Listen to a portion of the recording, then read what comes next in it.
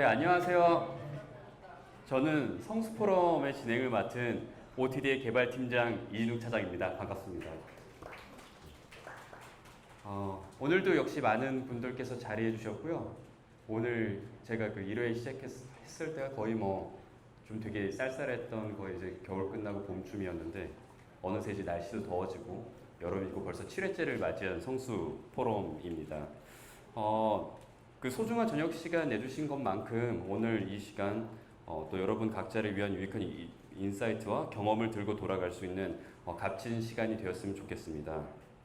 그동안 매일마다 각 업계의 그 많은 전문가분들 모시고 다양한 인사이트를 또 나눠주고 가셨는데요. 오늘은 정말 모시기 힘든 두 분께서 함께 해주셔서 저희에게 영감을 주는 이야기를 전해주시려고 합니다. 트렌드의 최전방에 계신 두 분을 모시고 이번 7회 성수포럼은 밀레니얼 세대를 사로잡는 디자인 기획이라는 주제로 진행하겠습니다.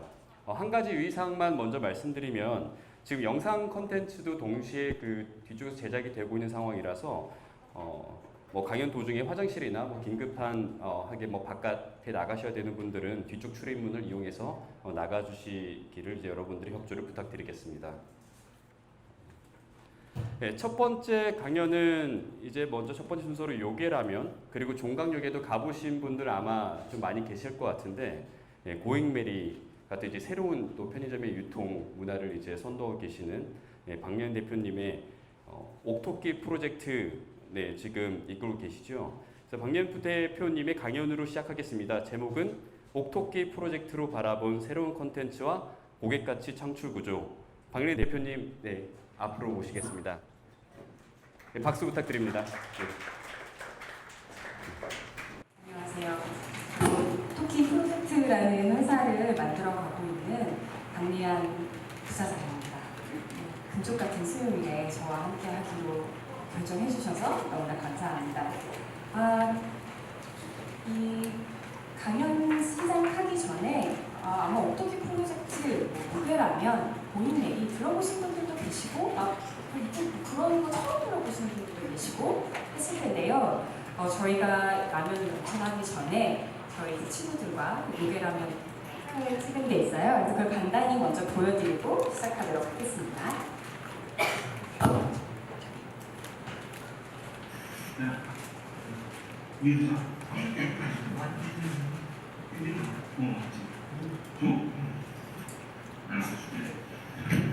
엄마! 엄마! 친구 여기 밑에서 잔다고 이불 달래. 이불 깔아줘. 좋은 걸로.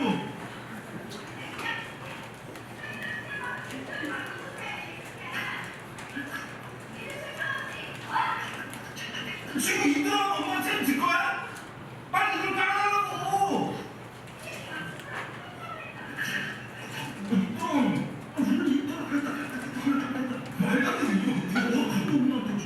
엄마 빨리 이불 깔아줘. 엄마 이거 안 되잖아. 늦어가지고. 진짜 이불 빨리 깔아달라니까.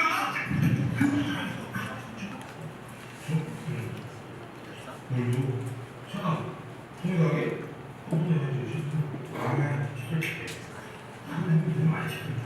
엄마! 엄마! 칫솔 좀요, 칫솔! 동생이 칫솔 잘해! 엄마 칫솔 진짜 빨리 달라니까!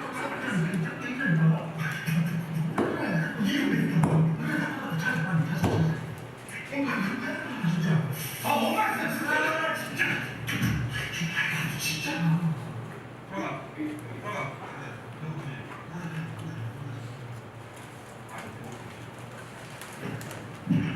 엄마! 엄마! 동생 배고프대! 라면 끓여줘! 엄마! 동생 배고프대! 라면 없어?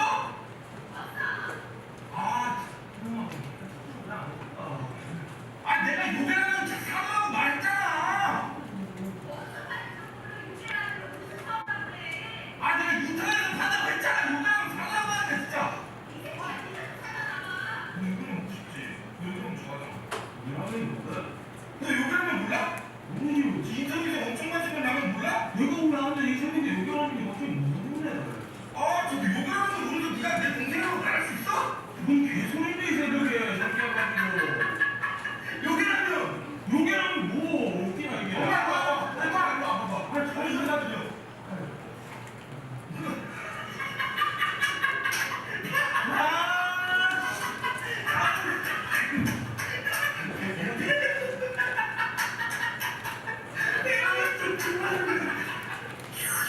맛있지? 아 이거 진짜 맛있다. 이게 뭐라고? 요괴라면. 요괴라면? 이거 어디서 샀는데? 인터넷. 그래 주소 좀 알려. 주소는 댓글을 남겨. 어? 와 이거 죽이네. 맛있지? 네, 요괴라면도 모르면서 내 동생이라고 할 수 있어? 하는데 여러분은 혹시 요괴라면 들어보셨나요? 들어보셨어요? 제가 생각하기에도 저희가 요즘 좀 과학에 관심을 굉장히 많이 받고 다양한 매체를 통해서 뭐 요괴라면, 고잉메리가 많이 관심을 가져주고 계신 것 같아요. 근데 사실 저희 회사는 요괴라면 2017년 12월에 런칭을 한 제품이고 또 고잉메리는 이제 오픈한 지 갓 2달이 조금 넘은 아주 신생 회사예요. 근데 그럼에도 불구하고 제가 오늘 막 이렇게 좋은 자리에 와서 저희 회사 이야기를 하고 이렇게 할 수 있는 건 많은 분들이 쟤네는 무엇을 하는 아이들인가? 쟤네는 뭐 하고 있지? 왜 라면을 만들고 편의점을 만들지? 왜 이렇게 싸게 팔지? 이제 이런 궁금증을 가져주시는 것 같아요. 저희는 이제 매체들이나 이런 데를 보면 저희를 이제 다른 되게 다양한 그 라면 회사들과 비교를 많이 해주시더라고요. 근데 저희는 사실 뭔가 라면의 큰 꿈을 품고 뭔가 우리나라 라면 업계에 큰 획을 그어보겠다. 내지는 막 너무나 라면 덕후여서 막 라면 마니아여서 라면에 정말 뭔가 새로운 맛을 만들어 볼 거야. 내지는 뭐 아빠가 라면 공장을 하고 계셔서 뭔가 원천적인 뭔가를 갖고 있거나 아니면 뭐 대대손손 뭐 라면의 비기, 뭐 인스턴트 라면은 이런 것이다. 이런 걸 하고 있는 사람들이 아무도 없어요. 저희 멤버들 중에. 저희는 라면 회사를 만든 것이 아니라 라면부터 만들었다고 이야기를 하는 것이 더 맞는 회사인 것 같아요. 그러면 저희는 옥토끼 프로젝트는 뭐 하는 회사인가? 라고 궁금해 하실 텐데 요괴라면 그 옥토끼 프로젝트는 뭔가 지금 시대가 너무나 급변하고 있다라는 생각을 갖고 있는 사람들이 모여서 만든 융합 플랫폼 회사예요. 좀 어렵죠, 융합 플랫폼.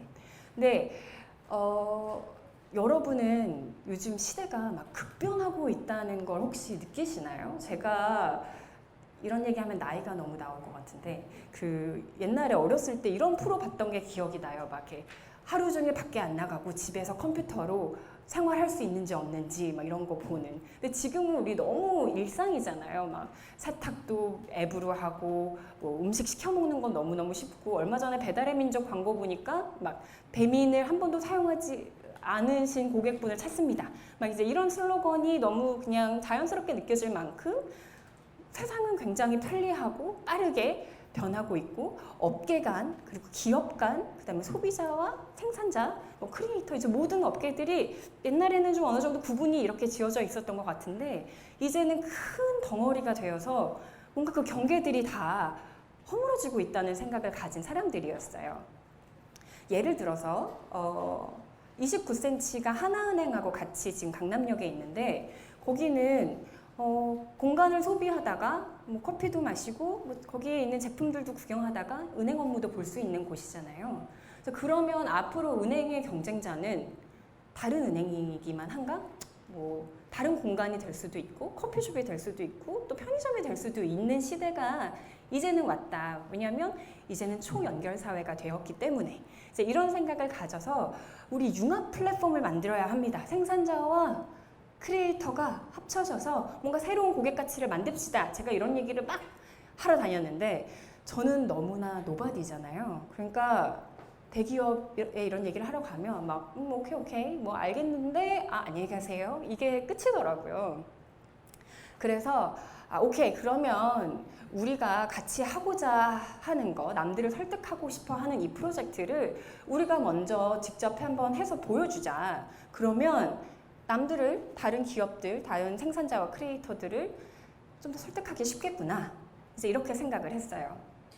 자, 그러면 뭔가 우리의 존재감을 보여줘야 되잖아요. 그래서 제일 센 도장을 깨보자 그러면 제일 빡신 도장은 어떤 거야? 그래야지 걔를 싸워서 이겨야 뭔가 다른 애들이 나를 제가 일진인가 보다 이렇게 좀 봐주잖아요.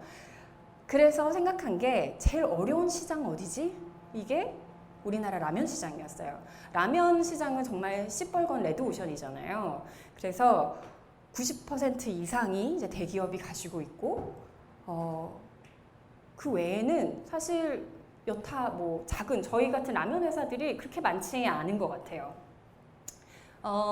제가 처음에 이제 라면을 만들겠다고 여러 회사한테 이제 이런 얘기, 라면 회사들을 만나러 다니고 했을 때 이제 그 과정들을 제 인스타그램에다가 이제 공유를 하고 있었어요. 그러니까 제 주변 사람들이 제가 이제 막 라면 회사를 만나서 라면 먹으러 다니고 이제 이런 걸 보니까 너 요즘 뭐 하러 다니는 거야? 뭐 해? 이러더라고요. 그래서 제가 저 라면을 만들려고 합니다. 이러니까 틈새 라면을 오픈한다고 막 이러시는 거예요. 그래서 아니요, 라면을 만들려고요. 그랬더니 라면 끓이는 알바를 한다고. 그래서 아니요, 라면을 만들 거예요. 그랬더니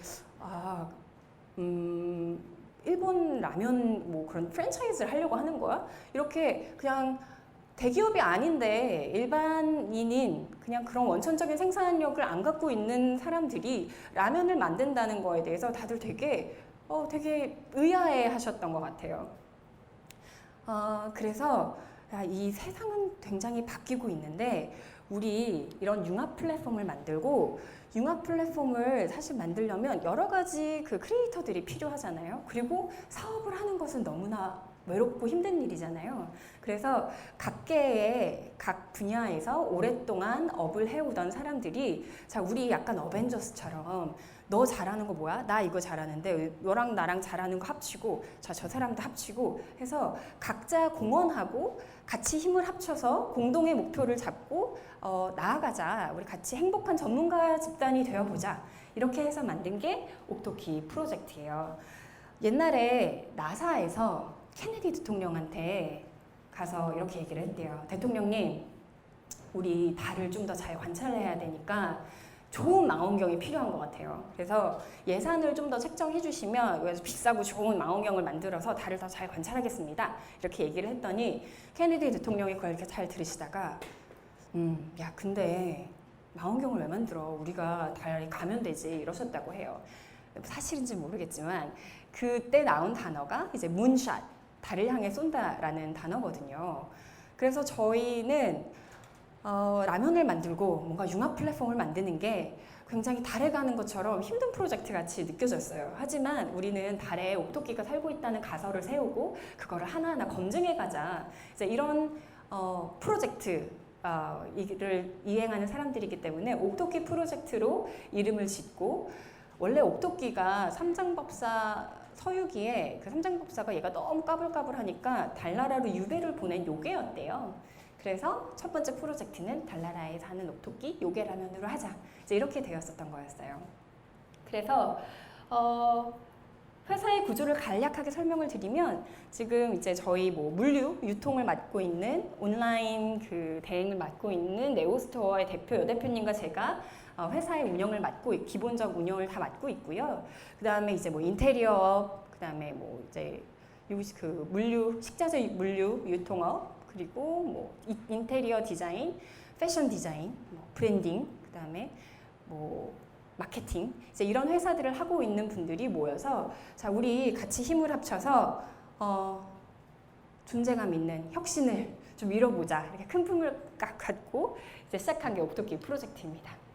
그래서 아까 말한 대로 이렇게 일방향적인, 예를 들어서 생산자가 만들어서 이제 공급하고 유통하고 하는 굉장히 일방향적인 그런 산업 구조, 예전까지 우리가 익숙한 구조가 아닌 뭔가 고객과 유통사와 크리에이터가 같이 유기적으로 움직이면서 네트워크 효과를 이뤄내는 그런 융합 플랫폼을 만들어 보자. 이렇게 생각을 했어요. 근데 이렇게 얘기를 하면 아마 정확하게 무슨 얘기하는지 잘 모르실 수 있을 것 같아요. 그래서 저희가 지금 어떻게 그러면 융합을 하고 있는지, 네트워크 효과를 이뤄내고 있는지에 대해서 말씀을 드렸으면 좋겠어요. 제가 보통 한 1시간 반 얘기하고 30분 Q&A 하고 이런 강의를 하는데 오늘 제가 40분 안에 막 압축을 해야 돼서 좀 두서가 없을까 봐 좀 걱정이 되네요. 그래서 우리 이제 라면을 만들기로 하고 어떤 라면 만들까 이제 이런 고민을 했을 때에 정말 의견 차이가 하나도 없이 한 방에 해결됐던 게 이제 저희가 6명이 시작을 해서 지금은 이제 현재 9명인데 그 6명의 사람들은 굉장히 오랫동안 옛날부터 친구로 뭐 선후배고 언니 오빠고 동생이고 이제 맛있는 거 같이 먹으러 다니는 사람들이었어요. 근데 그런 모임은 굉장히 많잖아요. 근데 저희는 조금 더 확고적으로, 왜냐면 뭔가 약간 자타공인 미식가라는 자부심을 갖고 있었던 분들이 멤버가 많았기 때문에 뭔가 좀 어디 가서 핫하고 트렌디한 곳에 가서 먹어보고 이제 그게 왜 사람들한테 그렇게 인지되는지에 대해서 논의하고 좀 같이 스터디하는 스터디 그룹 같은 사람들이었어요. 근데 6명의 공통 분모는 모두가 다 애주가였기 때문에 우리 해장라면을 만들자. 그러면 해장할 때 뭐 여러분 어떻게 해장하세요? 아마 다 되게 다양하실 것 같은데 굉장히 느끼한 거 땡기시는 분들도 계시고 저처럼 막 시원한 국물 있어야 되는 분들도 계시고 또 제가 광화문에서 회사를 오래 다녔는데 회식하고 나서 항상 저희 팀원들끼리 그 주변에 있는 떡볶이집에 그 국물 떡볶이를 항상 사서 먹으면 그 국물이 입에 너무 짝짝 붙는 거예요. 달고 단맵이잖아요. 그래서 오케이 그럼 그렇게 3개.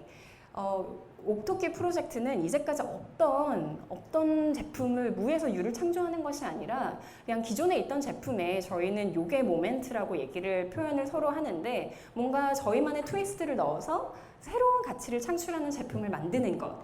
이제 그게 그 저희가 지향하는 그 방향성이라고 생각을 했어요. 그래서 이제 저희가 이 라면 맛을 정하고 업체를 막 찾으러 다녀야 되잖아요. 저희 라면을 만들어줄. 근데 보통 라면 회사의 공장장 분들은 되게 어르신들이세요. 아재들이셔가지고 제가 막 이런 뭐 융합 플랫폼 막 이런 얘기를 막 하면 막 되게 이렇게 막 더워하시더라고요. 막 더운데 알았어요. 얼른 가세요. 막 이런 식으로 되게 별로 상대를 안 해주시더라고요. 그래서 제가 그때 문전박대라는 것이 이런 것이구나. 약간 막 너무 드라마 같은 막 상황들이 많이 있어서 되게 당황스러웠던 기억이 많이 있는데 그러다가 이제 저희가 생각하는 기준에 좀 굉장히 이제 뭐 해썹도 받고 이제 잘된 공장 시설을 가지고 있는 공장장님을 이제 뵙고 저희 이제 막 이런 얘기를 했어요. 이제 융합의 시대가 오고 SNS 이런 얘기를 한 다음에 자 라면을 만들어 주세요. 이런 얘기를 하셨는데 알았어. 그러니까 너무 이 젊은이의 패기를 높이 사서 라면을 만들어 주겠어. 이렇게 얘기를 하셔서 알겠습니다. 그러면 국물 떡볶이 맛이 있었으면 좋겠고 그 크림 라면이 있었으면 좋겠고 봉골레 맛을 만들어 주세요. 막 한참 설명을 했어요. 그리고 저희는 고객 가치가 있는 제품을 만들어야 하기 때문에 좋은 재료를 2배씩 넣어주세요. 그래서 진한 맛이 나야 돼요. 이제 이런 얘기를 하고 막 소금은 좀 다운시켜 주시고 양은 굉장히 늘려주시고 막 이런 얘기를 하니까 저한테 안 됩니다. 그건 안 돼. 이렇게 얘기를 하시는 거예요. 그래서 왜 한대요? 그랬더니 그렇게는 해본 적이 없기 때문에 할 수 없어. 이렇게 얘기를 하시더라고요. 그래서 크림 같은 경우에는 보통 일반 라면이 120g 정도 되거든요, 스프가. 근데 저 요게 라면은 다 200g 이상이고 그 다음에 크림 같은 경우에는 이제 300g이 넘어요. 이제 그러면 그 걸쭉한 맛을 내고 싶어서 말씀을 드렸는데 그거 안 된다고 하시는 거예요. 그래서 왜 안 돼요? 했더니 우리나라에 있는 포장지는 200g밖에 안 들어가는데 그 맛을 구현할 수가 없다 이러시는 거예요. 그래서 그러면 2개 넣으면 되잖아요. 그 스프 봉지 2개 넣어주시면 되잖아요. 이렇게 그분을 하나하나 설득하는 것도 사실은 굉장히 어려운 과제였어요. 근데 이제 처음에 그 얘기를 드리고 설득을 하고 자 오케이 그러면 이제 열흘 있다 오세요. 샘플 만들어 놓을게요 하고 말씀을 해주셔서 그 열흘 동안 제가 정말 막 설레는 마음으로 밤잠을 설치며 기다리다가 이제 갔어요. 근데 대표님이 이제 샘플을 딱 끓여 오셨는데 3가지를 제가 기억하기로 한 가지가 장터국수였고 한 가지가 북엇국 라면이었고 한 가지가 매운탕 맛이었어요. 그러니까 자 젊은이가 너무 열심히 하니까 내가 성공시켜 줄게. 이 맛으로 가면 성공할 거야. 이렇게 얘기를 하시더라고요. 그러니까 뭔가 새로운 거, 좀 다른 거를 하는 거에 대해서 너네 이 맛 너무 특이해서 절대 많이 안 팔릴 거야. 이제 이런 말씀을 굉장히 많이 하셨었어요. 라면 MOQ가 6만 개예요. 근데 지금은 6만 개라는 숫자가 그렇게 막 엄청난 숫자같이 안 들리는 다행히 시점에 왔지만 그때 6만 개라는 숫자는 막 이 방 안에 라면이 한가득인 거네 막 이런 생각을 했었는데 대표님이 저한테 내가 장담하는데 너네는 절대 2차 발주를 할 수 없을 거야 라고 말씀을 하셨었어요. 그래서 제가 꼭 막 저희 라면 요괴라면 팔아서 막 건물 올리게 해드릴게요 막 이런 막 사기꾼 멘트를 막 날리면서 되게 멋있게 나왔는데 제가 집에 이렇게 차를 타고 오면서 오케이 6만 개고 우리가 6명이니까 n분의 1 하면 10,000개고 유통기한 안에 이거를 다 소진시키려면 하루에 30개 정도 라면을 먹어야 되는구나 막 이런 계산을 하면서 집에 갔던 기억이 나거든요. 되게 살떨리는 일이었는데 처음에 라면이 나왔을 때 정말 약간 자식을 손에 안은 것 같은 그런 기분이 들더라고요.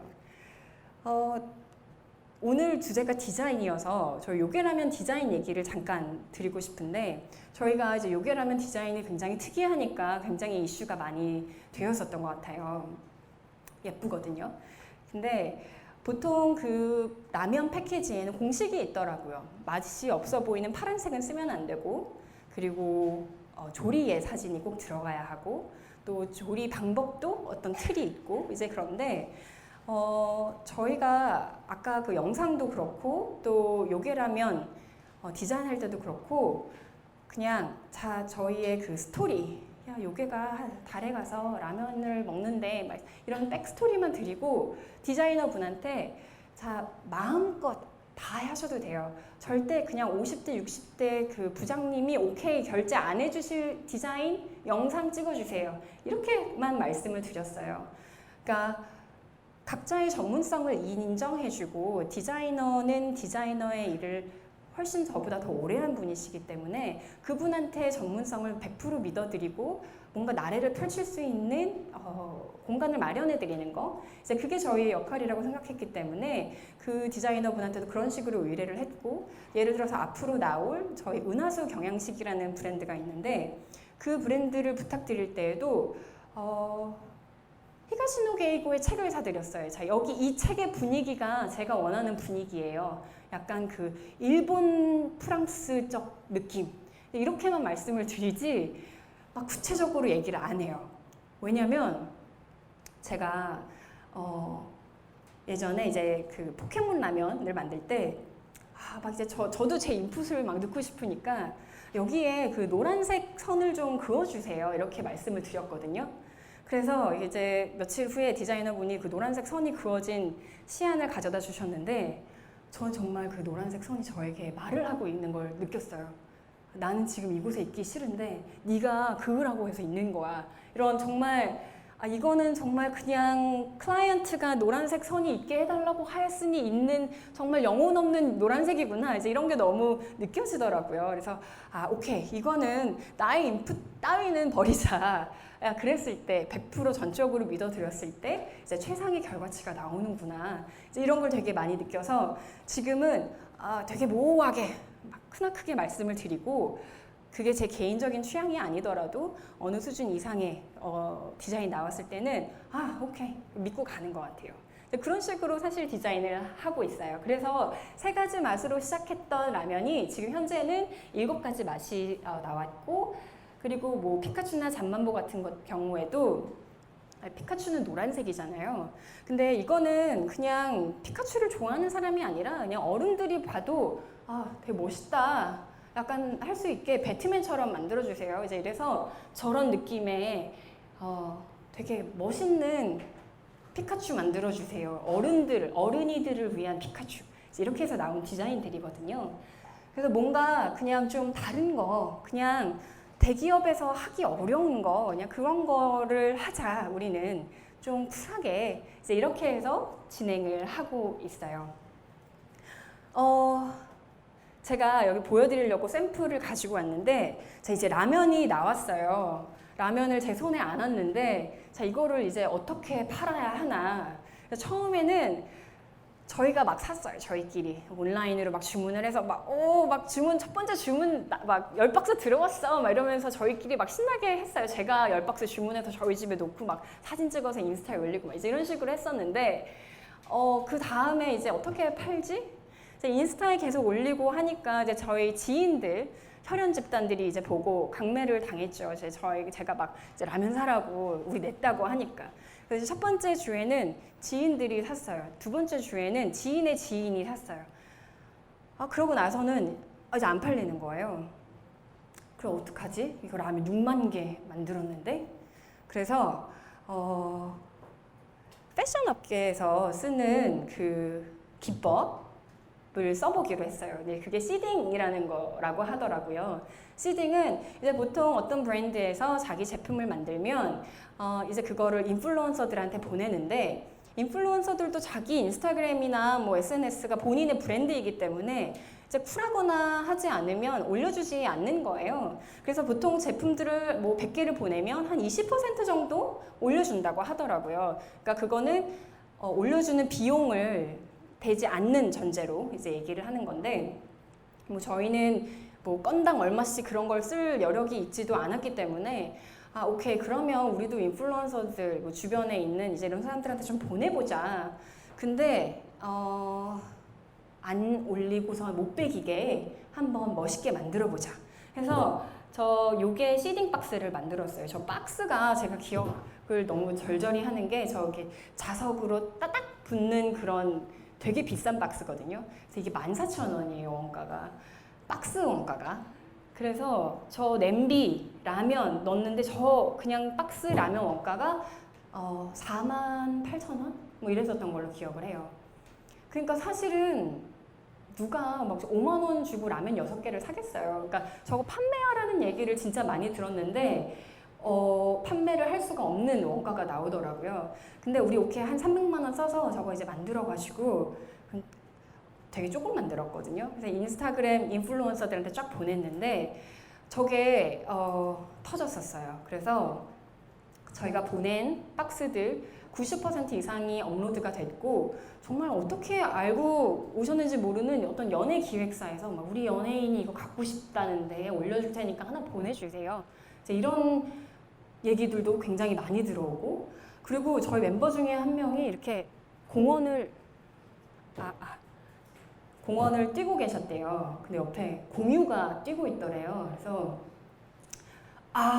저희는 그때 이제 언제라도 사진을 찍을 수 있게 품속에 라면을 다들 안고 다니는 시기였기 때문에 이렇게 뛰다가 라면을 이렇게 전달한 거예요. 저기 저 라면 만드는 사람인데 공유 씨 라면 드셔보세요. 막 이러면서 이제 되게 막 옆에 가서 치근덕거렸더니 이제 공유가 이거 뭐예요? 그래서 이제 먹어보고 근데 그게 이제 헬스장이었는데 다음날 그분한테 이렇게 메모를 우리 멤버한테 요게 라면 먹어보니 뭐 환상의 맛이고 뭐 이런 이제까지 뭐 이런 라면 이런 엄청 멋있는 멘트를 써주시고 제가 SNS를 안 해서 제가 직접 업로드는 못하는데 이거 그냥 마음대로 올리셔도 돼요 이렇게 해주신 거예요. 그 대신 저희가 요게라면 봉골레 맛을 막 20박스 이렇게 보내드렸어요. 너무 감사해서.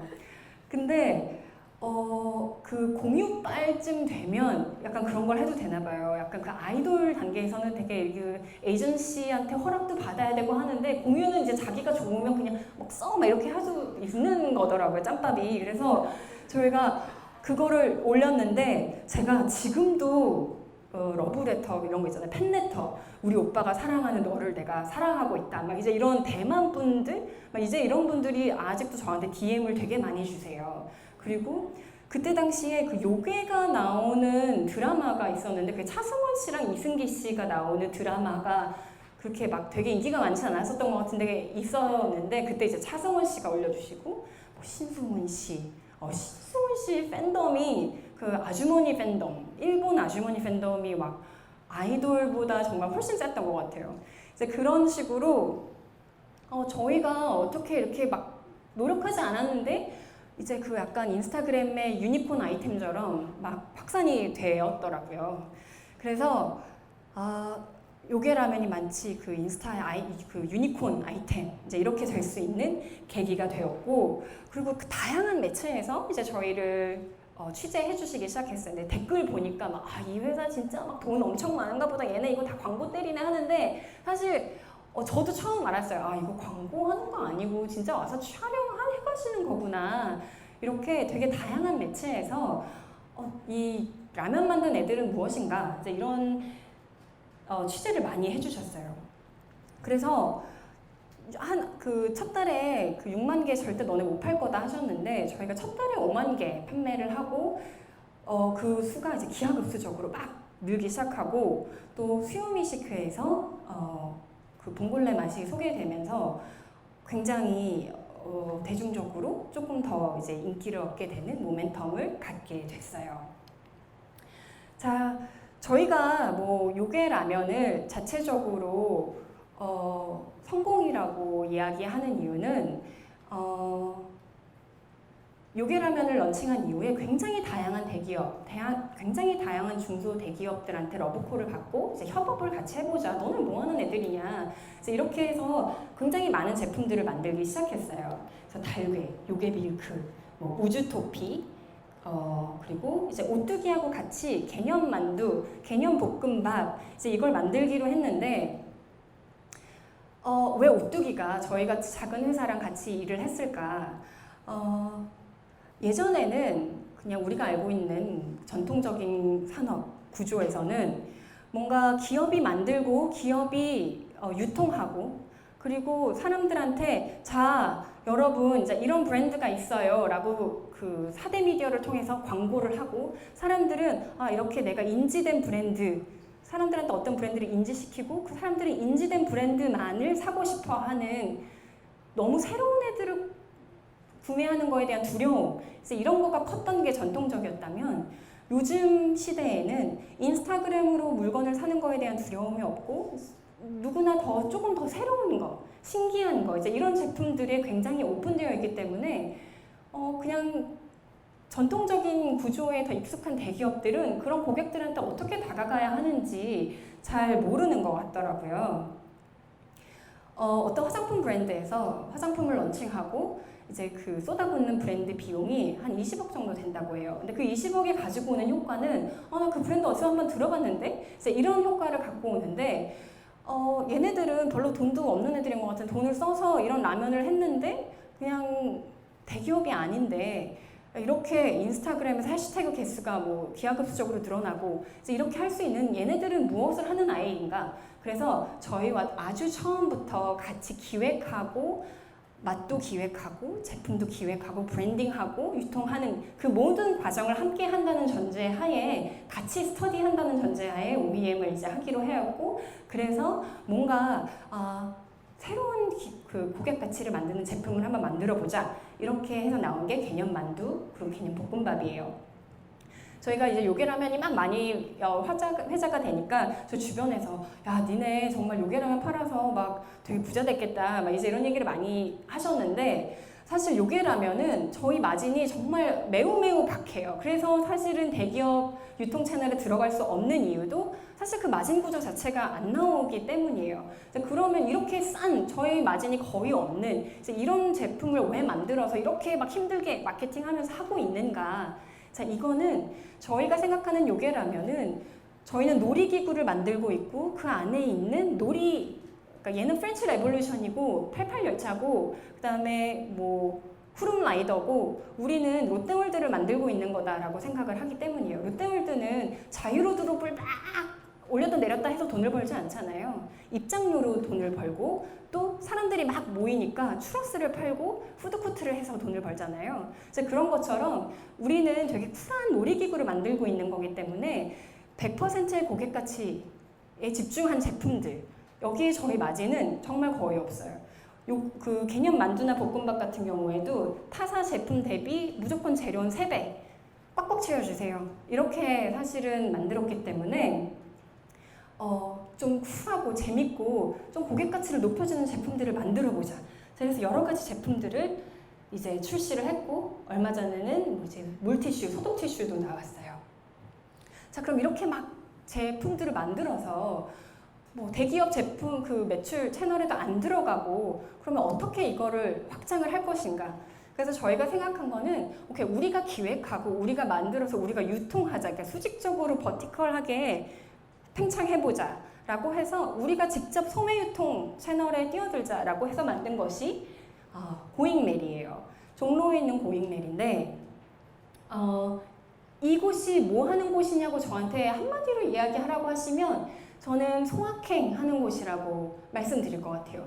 소소하지만 확실한 행복을 드리는 곳. 자, 그러면 어떻게 소확행 하는 곳이라고 할 수 있을까요?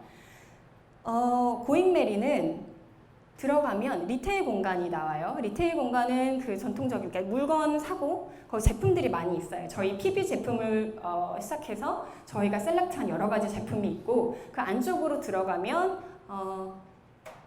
그 F&B 공간이 나와요. 저희는 전시 그리고 적용 이렇게 두 가지로 나누는데 전시는 전시해서 말 그대로 판매하는 것이고 적용은 그 전시된 제품을 메뉴화해서 적용화해서 메뉴로 한번 드셔보세요. 경험해보세요. 이렇게 만든 곳이거든요. 사실 고잉메리 뭐 요게라면 맛있기는 뭐 이렇게 귀엽고 신기하기는 한데 선뜻 이거 인터넷으로 5개 사기 1,500원씩 5개인데 사기 쉽지 않잖아요. 근데 고잉메리에 와서 3,900원이거든요. 거기에 저희 셰프가 막 조개도 많이 넣어주고 계란도 올려드리고 이제 모디파이 해드려요. 3,900원짜리 먹어보고 맛있으면 좋으시면 가실 때 사가세요. 이제 이렇게 계속 너칭하고 구매 유도하는 곳이거든요. 그래서 가성비, 저희 진정성을 가성비로 보여드려야 한다고 생각을 했어요. 자, 그래서 고잉메리는 감성 편의점이고 프리미엄 분식점이고 또 잔술 비스트로라고 개념을 나눠놨어요. 우리가 이제 하루를 관찰을 해보면 저희가 7시 반에 오픈해서 밤 11시까지 영업을 하는데 우리가 그 시간대에 따라서도 그 필요한 맥락 같은 것들이 많이 바뀌는 것 같아요. 아침에 먹는 요게라면의 경쟁 상대는 아마 본죽일 거예요. 아침에 저희 볶음밥의 경쟁 상대는. 근데 점심에 저희 경쟁 상대는 아마 다른 음식점, 프랜차이즈 음식점이 될 수도 있겠죠. 저녁에 먹는 그 요게라면이나 뭐 개념 만두의 경쟁자는 아마 다른 그냥 뭐 술집? 안주들일 수 있어요. 이렇게 생활의 맥락이 다르고 아침에는 샌드위치가 필요하지만 오후에는 그냥 조용하게 누구랑 미팅할 공간이 필요하고 그냥 집에 가기 혼자 심심할 때는 그냥 혼자 잔술 한잔 하고 갈 수 있는 곳이 있었으면 좋겠고 집에 갈 때 집에 가서 야식으로 먹을 만두를 먹으러 필요로 하는 뭔가 그로소리가 필요할 수도 있어요. 하루를 봤을 때 고객의 삶을 보면 굉장히 다양한 맥락들이 있는데 이제 그거를 관찰하고 파악해서 뭔가 솔루션을 제공해드리는 이제 그런 곳이 고잉메리입니다. 자, 프리미엄이라는 단어가 붙는 게 사실은 되게 부담스러웠어요. 왜냐하면 프리미엄이라는 단어가 붙으면 좀 비싼 것 같잖아요. 근데 저희는 우리 싼 거를 좀 좋게 고급스럽게 한번 즐겨보자. 싼 것도 좋게. 이제 이런 공간이기 때문에 프리미엄 분식점이라는 말을 붙였어요. 제가 가성비가 좋다고 말씀드렸는데 저희 커피 900원이에요. 물 500원이에요. 그리고 셰프가 직접 담근 피클 500원이에요. 그리고 셰프가 구워주는 스테이크 저 그림에 나와 있는 건데 15,000원이에요. 뭐 라면 3,900원. 그러니까 뭐 볶음밥 3,900원. 진짜 그 둘이서 5만 원을 쓰는 거가 아마 상당히 어려우실 거예요. 저희 메뉴가 굉장히 많은데 거기서 이제 골든벨 여기 있는 이 집에서 하는 메뉴 다 가지고 오라고 해도 20만 원이 안 돼요. 굉장히 저렴하고 둘이서 밥을 먹으면 10,000원 정도 되는 것 같아요. 근데 거기에는 세트 메뉴 구성에 12,000원에 음료수까지 디저트까지 다 들어가 있는 금액이거든요. 그래서 점심때나 저녁때 되면 정말 이렇게 모두 다 옆에 서서 쫙 기다리실 정도로 사람들이 정말 꽉 차요. 자, 그래서 저희 이틀 동안 6번 오신 분이랑 저희 직원들이랑 하이파이브 한 적이 있거든요. 굉장히 많이 오시고 집객이 꽉꽉 돼요. 자, 근데 저희 고객들이 저한테 그래요. 너무 좋은데 이것은 전라도 가격인데 이 종로바닥에서 이렇게 싸게 팔면 망할까봐 너무 걱정돼요. 망하지 말아주세요. 이제 이런 얘기를 많이 하세요. 그러면 종로에서 비싼 임대료 내면서 어떻게 그렇게 싸게 팔고 저희 오렌지 주스가 오렌지 3알 BTX 그 당도 어느 정도 이상 되는 100 이상 되는 아이들만 쓰는데 아무것도 안 넣고 오렌지 3알 넣어서 2,900원에 판매하고 있어요. 주변에 어떤 데보다도 더 싸요. 근데 이제 그렇게 판매할 수 있는 이유, 쟤네 망하려고 하는 것인가? 이제 그렇게 생각을 할 수 있는데, 그건 저희가 혁신하려고 노력하고 있기 때문인 것 같아요. 근데 혁신이라는 거가 사실은 되게 거창한 단어잖아요. 그리고 혁신을 했다는 기준이 뭐야? 약간 비슷한 동종업계 타사 대비 굉장히 큰 매출을 만들고 있냐? 라고 볼 수 있는데, 저희는 오픈한 지 2달밖에 안 됐기 때문에 사실은 그거는 적용하기 쉬운 기준은 아닌 것 같아요. 그래서 저희가 생각한 우리가 혁신하고 있다의 기준을 존재감으로 잡았어요. 그래서 우리는 기업들 사이에 존재감을 일으키고 있는가? 그리고 고객들 사이에서 존재감을 일으키고 있는가? 그랬을 때 저희가 생각한 답은 예스였어요. 고객들을 일단 집객이 되고 있고, 그리고 요게라면이 런칭했을 때보다 훨씬 많은 대기업들과 협업하는 콜라보를 진행을 하게 되었거든요. 저희는 고객한테 과감하게 이윤 창출하지 말자. 자, 고객한테는 진정성 있는 가격, 가성비로 받고 대신 집객했을 때 거기에서 일어나는 네트워크 효과. 자, 일단 사람들이 마구 모였어요. 자, 그러면 기업들한테 자, 여기 봐. 이렇게 사람들이 많이 오잖아. 자, 여기에다가 광고하세요. 이렇게 얘기해요. 그럼 어떻게 광고를 하냐면, 일단 대기업이 새로 런칭한 어떤 제품, 저희한테 광고 의뢰를 하는 제품을 리테일 영역에서 판매해요. 그리고 그걸 메뉴화해요. 그래서 그 고객분들한테 자, 한번 드셔보세요. 이런 라면이 새로 나왔대요. 오뚜기 미역국 라면이래요. 자, 한번 드셔보시고요. 맛있으시면 이제 저기 가시다가 사가시면 돼요. 그리고 저희 매장 안에 있는 7개의 DID에서 계속 그 영상을 노출해요. 그리고 온라인으로 계속 공홍보해드려요. 자, 그렇게 해서 사람들은 그 대신 자, 우리 고객들한테는 이거 거의 그냥 홍보비로 굉장히 낮은 가격에 고객들한테 드리고, 대신 고객들은 그걸 와서 보고, 대신 저희 회사는 광고비를 수주하는 거예요. 광고 수주. 그러니까 우리 고객들한테는 이윤 창출하지 말고, 뭐 물론 박리담회, 굉장히 박리하게 굉장히 담회하면 돈이 뭐 벌리죠. 하지만 그 이상의 가치는 회사들, 기업들한테서 받자. 자, 이렇게 진행을 하고 있어요. 그래서 고객은 소비자이기도 하지만 내 자신을 광고 매개체로서 그 기업한테 내가 이거 인스타에 찍어서 올리고 있으면 또 그거는 서로 가치를 교환하는 거잖아요. 저희가 이거 인스타에 올려주시면 이 가격 2,900원에 이 도시락 드실 수 있어요. 이렇게 런칭을 해요. 그러면 고객은 와, 이거 대박, 가성비 장난 아니다. 찍어서 올리고 그러면 이제 기업은 광고를 하게 되는 거죠. 홍보. 그래서 예를 좀 보여드릴게요. 그래서 저희는 고잉메리는 광고 플랫폼이고 미디어 플랫폼이에요. 그래서 고잉메리의 제일 첫 번째 가치는 편의점도 아니고 리테일도 아니고 미디어 플랫폼이에요. 신문사가 신문을 굉장히 많이 팔면 돈이 되겠지만 사실 신문사는 광고 수주로 돈을 벌잖아요.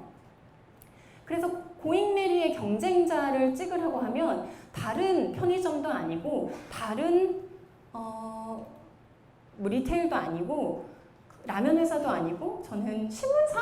광고 회사라고 이야기를 할 것 같아요. 저희가 얼마 전에 갤럭시 S10하고 요게라면을 만들었어요. 갤럭시 S10에서 라면을 핸드폰을 런칭을 하면서 그거의 홍보 수단으로 요게라면이랑 같이 라면을 만들자. 근데 요게라면 요게들이 나와서 그 핸드폰이랑 같이 이야기를 막 나누면서 라면을 끓여가지고 같이 그 핸드폰에 있는 영화를 보면서 그 라면을 즐기는 것. 이제 이런 스토리 만화를 만들어서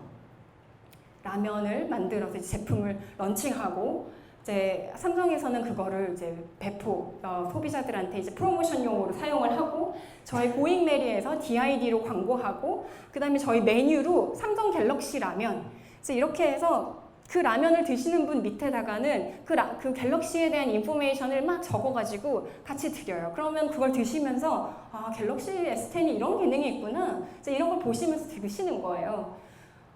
그리고 저는 광고비를 받아요. 대신 고객한테는 3,900원에 거기에 저희 셰프가 만든 피클을 잔뜩, 열무김치를 잔뜩 얼려서 되게 맛있게 사진 안 찍어서 올리지 않을 수 없게 만들어서 드려요. 화요 칵테일 같은 경우에 화요는 나 이 고잉밀에서 광고하고 싶어요. 자, 대신 저희 제품 무상으로 칵테일 적용 상품화에 한해서 저희가 무료로 드릴게요. 그러면 저희한테는 제품 원가가 거의 떨어지기 때문에 굉장히 싼 가격으로 칵테일을 만들어 드릴 수 있어요. 2,900원이에요. 그러면 화요가 되게 프리미엄 술이잖아요. 근데 2,900원에 칵테일을 만들어 드리면 고객분들은 이거 되게 알딸딸하고 너무 맛있는데 저희 하리토스도 그렇고 화요도 그렇고 다 광고 상품이거든요. 싸게 드리면 즐기시고 사진 찍어서 올리시면 화요는 광고 효과가 있고요. 고객분들은 굉장히 가성비 좋게 제품을 즐기실 수 있고 저희는 광고 수주를 해서 광고비를 받는 거예요. 그리고 JBP, 그러니까 조인트 비즈니스 플랜. 그래서 어떤 기업은 우리 떡 회사인데 이거 고객들을 좀 찾고 고객 파일을 찾고 싶은데 어떻게 해야 될지 모르겠어요 하는 업체들은 오케이, 그러면 저희가 굉장히 소포장하고요. 가격은 좀 싸게 하셔야 돼요. 고잉메리에 소확행하는 곳이거든요. 오셔가지고 드시고 가고 가격은 굉장히 싸되 우리가 브랜딩 해드릴게요. 그래서 온라인에서 계속 광고해드려요. 그래서 저희는 기획을 해드리고 라이센스비를 받아요. 예를 들어서 지금 제가 아직 이게 확정이 돼서 출시가 되지 않았기 때문에 막 말씀을 드리기가 아직 너무 시기상조한데 예를 들어서 우리나라 1등 기업들 이미 MS가 80% 이상인 기업들도 와서 야, 우리 이제 MS 80% 이상 마켓 시어를 더 높일 수가 없는데 어떻게 해야 합니까? 하면 저희가 오케이, 요게 어쩌고 기획해드리고 그거 판매하는 방법, 루트, 그 다음에 라이프 스타일을 좀 바깥에서 새로운 소비층을 만드는 거, 이걸 같이 기획해요. 그리고 저희는 라이센스 비용을 받아요. 굉장히 입지가 많이 바뀌었죠. 처음에는 저희가 그 오뚜기 거 만들어서 사입해서 저희가 그 물량 다 소진하려고 노력했다면 지금은 대기업에서 만들고 그쪽에서 유통하고 저희는 라이센스 비용을 받는 구조로 바뀌었어요. 그런 프로젝트들이 계속해서 이루어지고 있고 얼마 전에는 삼성전자 냉장고 회사에서 거기서 좀 광고하고 싶어요. 어떻게 할까요? 오케이, 그러면 저희 매장 안에 냉장고를 하고요. 자, 그 비용으로 저희는 굉장히 싼 아이스크림을 그 안에 넣을 거예요. 자, 냉장고 문을 열 때마다 저희는 광고비로 환산할 수가 있어요. 사람들이 그 냉장고를 열어보고 써보고 예뻐 사진 찍고 할 수 있게 유도하는 거예요. 고객들은 굉장히 저렴하고 굉장히 가성비 좋고 가심비 있는 즐거운 경험을 하세요. 그리고 저희는 자, 광고해드렸고 해시태그 이만큼 늘려드렸어요. 정확하게 판단할 수 있는 기준을 보여주고 그 기업한테 의미 있는 이윤 창출, 그러니까 홍보비를 해드리고 기업 입장에서는 굉장히 저렴한 거예요. 자기네들이 다른 여러 가지 방법으로 홍보하는 것보다 팝업 스토어도 되죠. 그리고 저희가 어떤 시간에 어느 정도의 매출이 올랐는지 이 DID 영상이 돌아갈 때 얼만큼 의미 있는 매출이 상승되었는지 정확한 정보를 파악해서 의미 있는 자료를 드려요. 그리고 구매 전환율이 굉장히 높아지죠. 먹어봤으니까 이거 괜찮네 하고 사가시는 그 구매 전환율을 굉장히 높여드려요. 자, 그렇기 때문에 기업 입장에서도 굉장히 저렴한 광고 플랫폼이 되는 거예요. 그래서 3사가 굉장히 좀 유기적으로 서로의 가치를 주고받으면서 새로운 구조로 이윤 창출을 해보자. 이게 사실은 온라인에서는 굉장히 이미 익숙한 구조죠. 예를 들어서 막 고객은 게임을 하고 있어요. 게임을 하고 있는데 그 게임 회사는 게임으로 돈을 버는 것이 아니라 거기에 광고하면서 돈을 벌잖아요. 분명히 고객은 게임을 하고 있는데 그 회사는 게임 회사가 아니라 광고 회사인 거죠. 근데 이제 그거를 오프라인으로 끌고 오는 것이 사실은 굉장히 큰 모험이고 쉽지 않았던 것 같아요. 그래서 저희가 한번 이 가설이 가능한 것인가를 검증해가는 과정 중에 있어요. 미국에는 산호세에 가면 이런 커피숍이 있대요. 굉장히 멋진 지금 우리가 있는 이런 공간 같은 데에서 커피를 마시는데 커피 가격이 1,000원이에요. 그래서 사람들은 그곳에 가면 너무 좋은 공간에서 맛있는 커피를 1,000원에 먹을 수 있는데 그러면 그 커피숍은 어떻게 돈을 벌까요? 그 커피숍의 모든 벽은 삥 둘러서 그 지역 모든 회사의 이력서들이 다 꽂혀 있어요. 그리고 그 기업들한테 광고비를 받는 거예요. 자, 여기 온 손님들이 그 기업 브로셔 한 번씩 다 읽어보고 괜찮은 인재가 너네한테 가서 이제 니네 기업 홍보하니까 그 홍보비를 내라고 해서 그 커피숍의 주인은 그런 식으로 이윤 창출을 하는 거죠. 그러니까 이제는 고객들이 너무나 똑똑해졌고 그냥 어떻게든 고객한테 많은 돈을 막 허영심을 자극하고 되게 럭셔리하게 뭔가 충동 구매를 할 수 있게 이제 이렇게 하는 기존의 그런 방법에서는 좀 탈피해서 이제는 똑똑해진 소비자들과 우리 같이 뭔가 새로운 구조를 만들어 볼 수 있는 플랫폼에서 우리는 옥토키 프로젝트 고잉메리는 운영자가 돼서 플랫폼을 운영해 봅시다. 자, 이런 식으로 진행을 하고 있어요.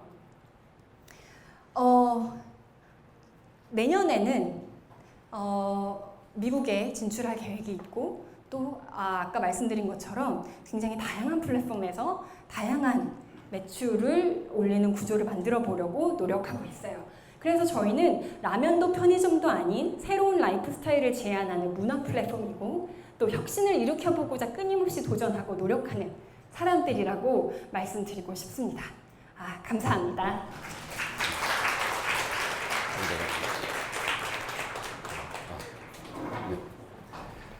네, 지금 리테일 문화에서 가장 화두가 되고 있는 이제 밀레니얼, 그리고 이제 소확행, 가심비 이런 키워드들을 다 꿰뚫고 있고 계시죠.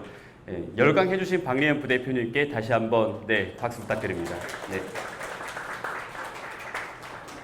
네, 다음 강연은 우리나라의 대표적인 디자인 매거진이죠. 오랜 기간 다양한 디자인 큐레이팅과 수많은 프로젝트 기획을 대중에게 전달해 오고 있는 대표 디자인 잡지 월간 디자인의 전은경 편집장님 강연을 시작하겠습니다. 제목은 로컬 크리에이터의 시대로 준비해 주셨습니다. 전은경 편집장님 앞으로 모시겠습니다.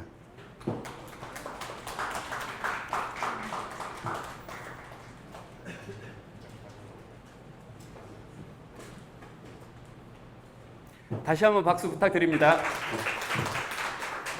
안녕하세요. 이 마이크 쓰면 안 반갑습니다. 저는 월간 디자인의 전은경 편집장이라고 하고요. 강연 앞에 재밌게 잘 봤고 개념만도 먹고 싶어요. 맛있을 것 같다는 생각을 했습니다. 그리고 앞에 강연 들으면서 저는 이 옥토끼 프로젝트 같은 것들이 대표적인 스몰 브랜드의 승리와 성과가 아닐까라는 생각을 했습니다.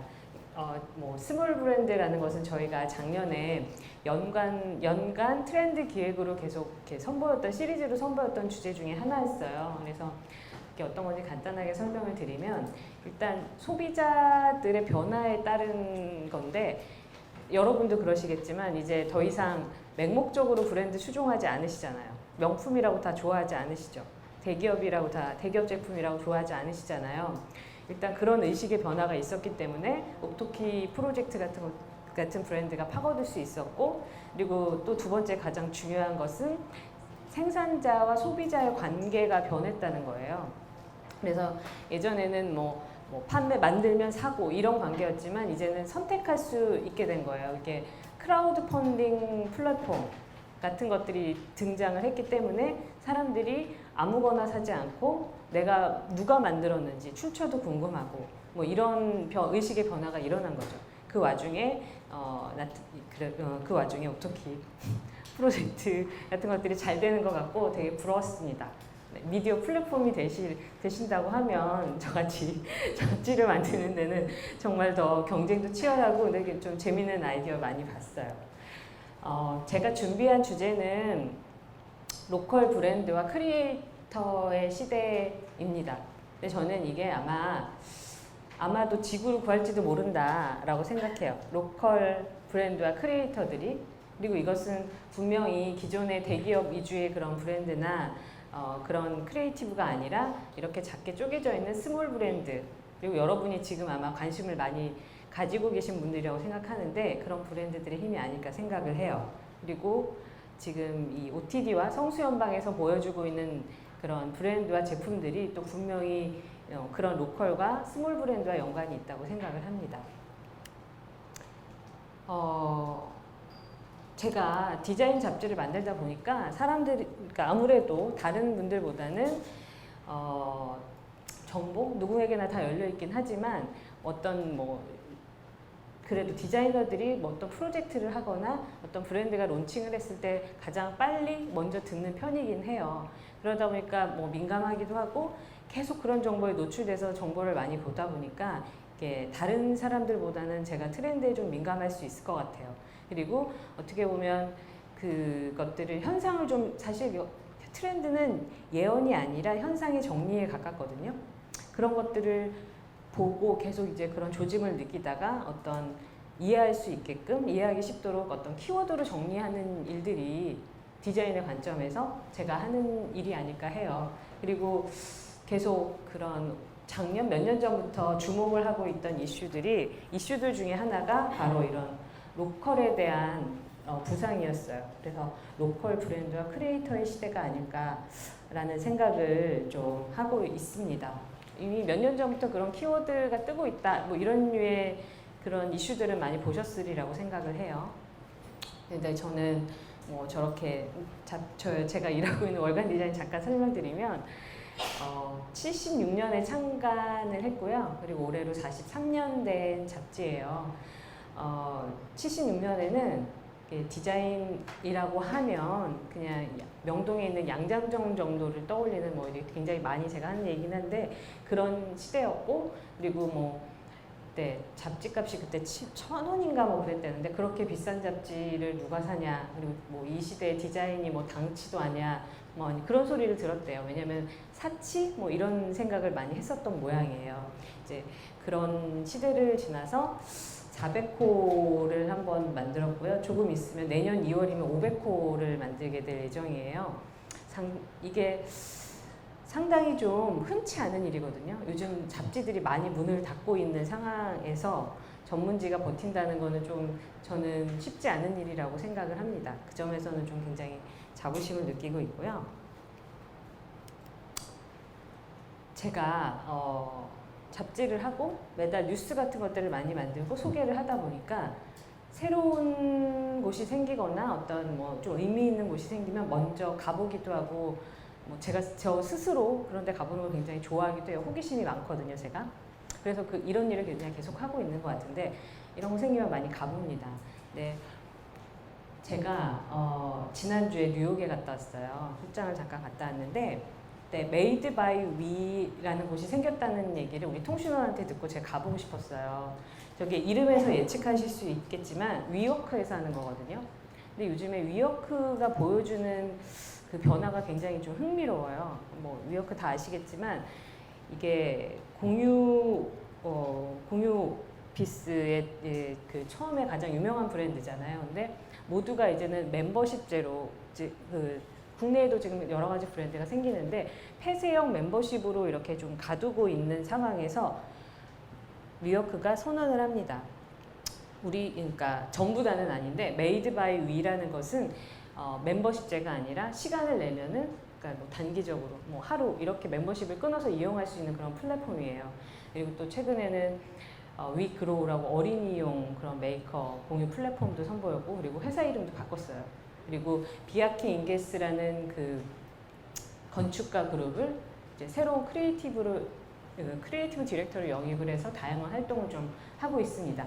그러한 와중에 선보인 가장 최근작이 저 메이드 바이 위인데 여기 보면 메디슨 스퀘어 근처에 있어요. 그래서 궁금해서 제가 가봤는데 여기 보면은 뭐 이건 워크플레이스고 뭐 룸을 예약할 수 있고 뭐 이렇게 막 내용이 나와 있습니다. 근데 여기가 좀 특이했던 것은 뭐냐면 이 편집숍과 좀 결합이 되어 있었던 거예요. 그래서 저 안에 보면은 뭐 커피바도 있고 저 바깥 데스크에서는 예약 없이 그냥 커피 마시면서 노트북으로 일할 수 있는 공간이 되어 있어요. 그리고 물론 안쪽에는 저렇게 우리가 생각하는 위워크의 전형처럼 이 오피스형으로 일할 수 있는 공간도 따로 마련이 되어 있습니다.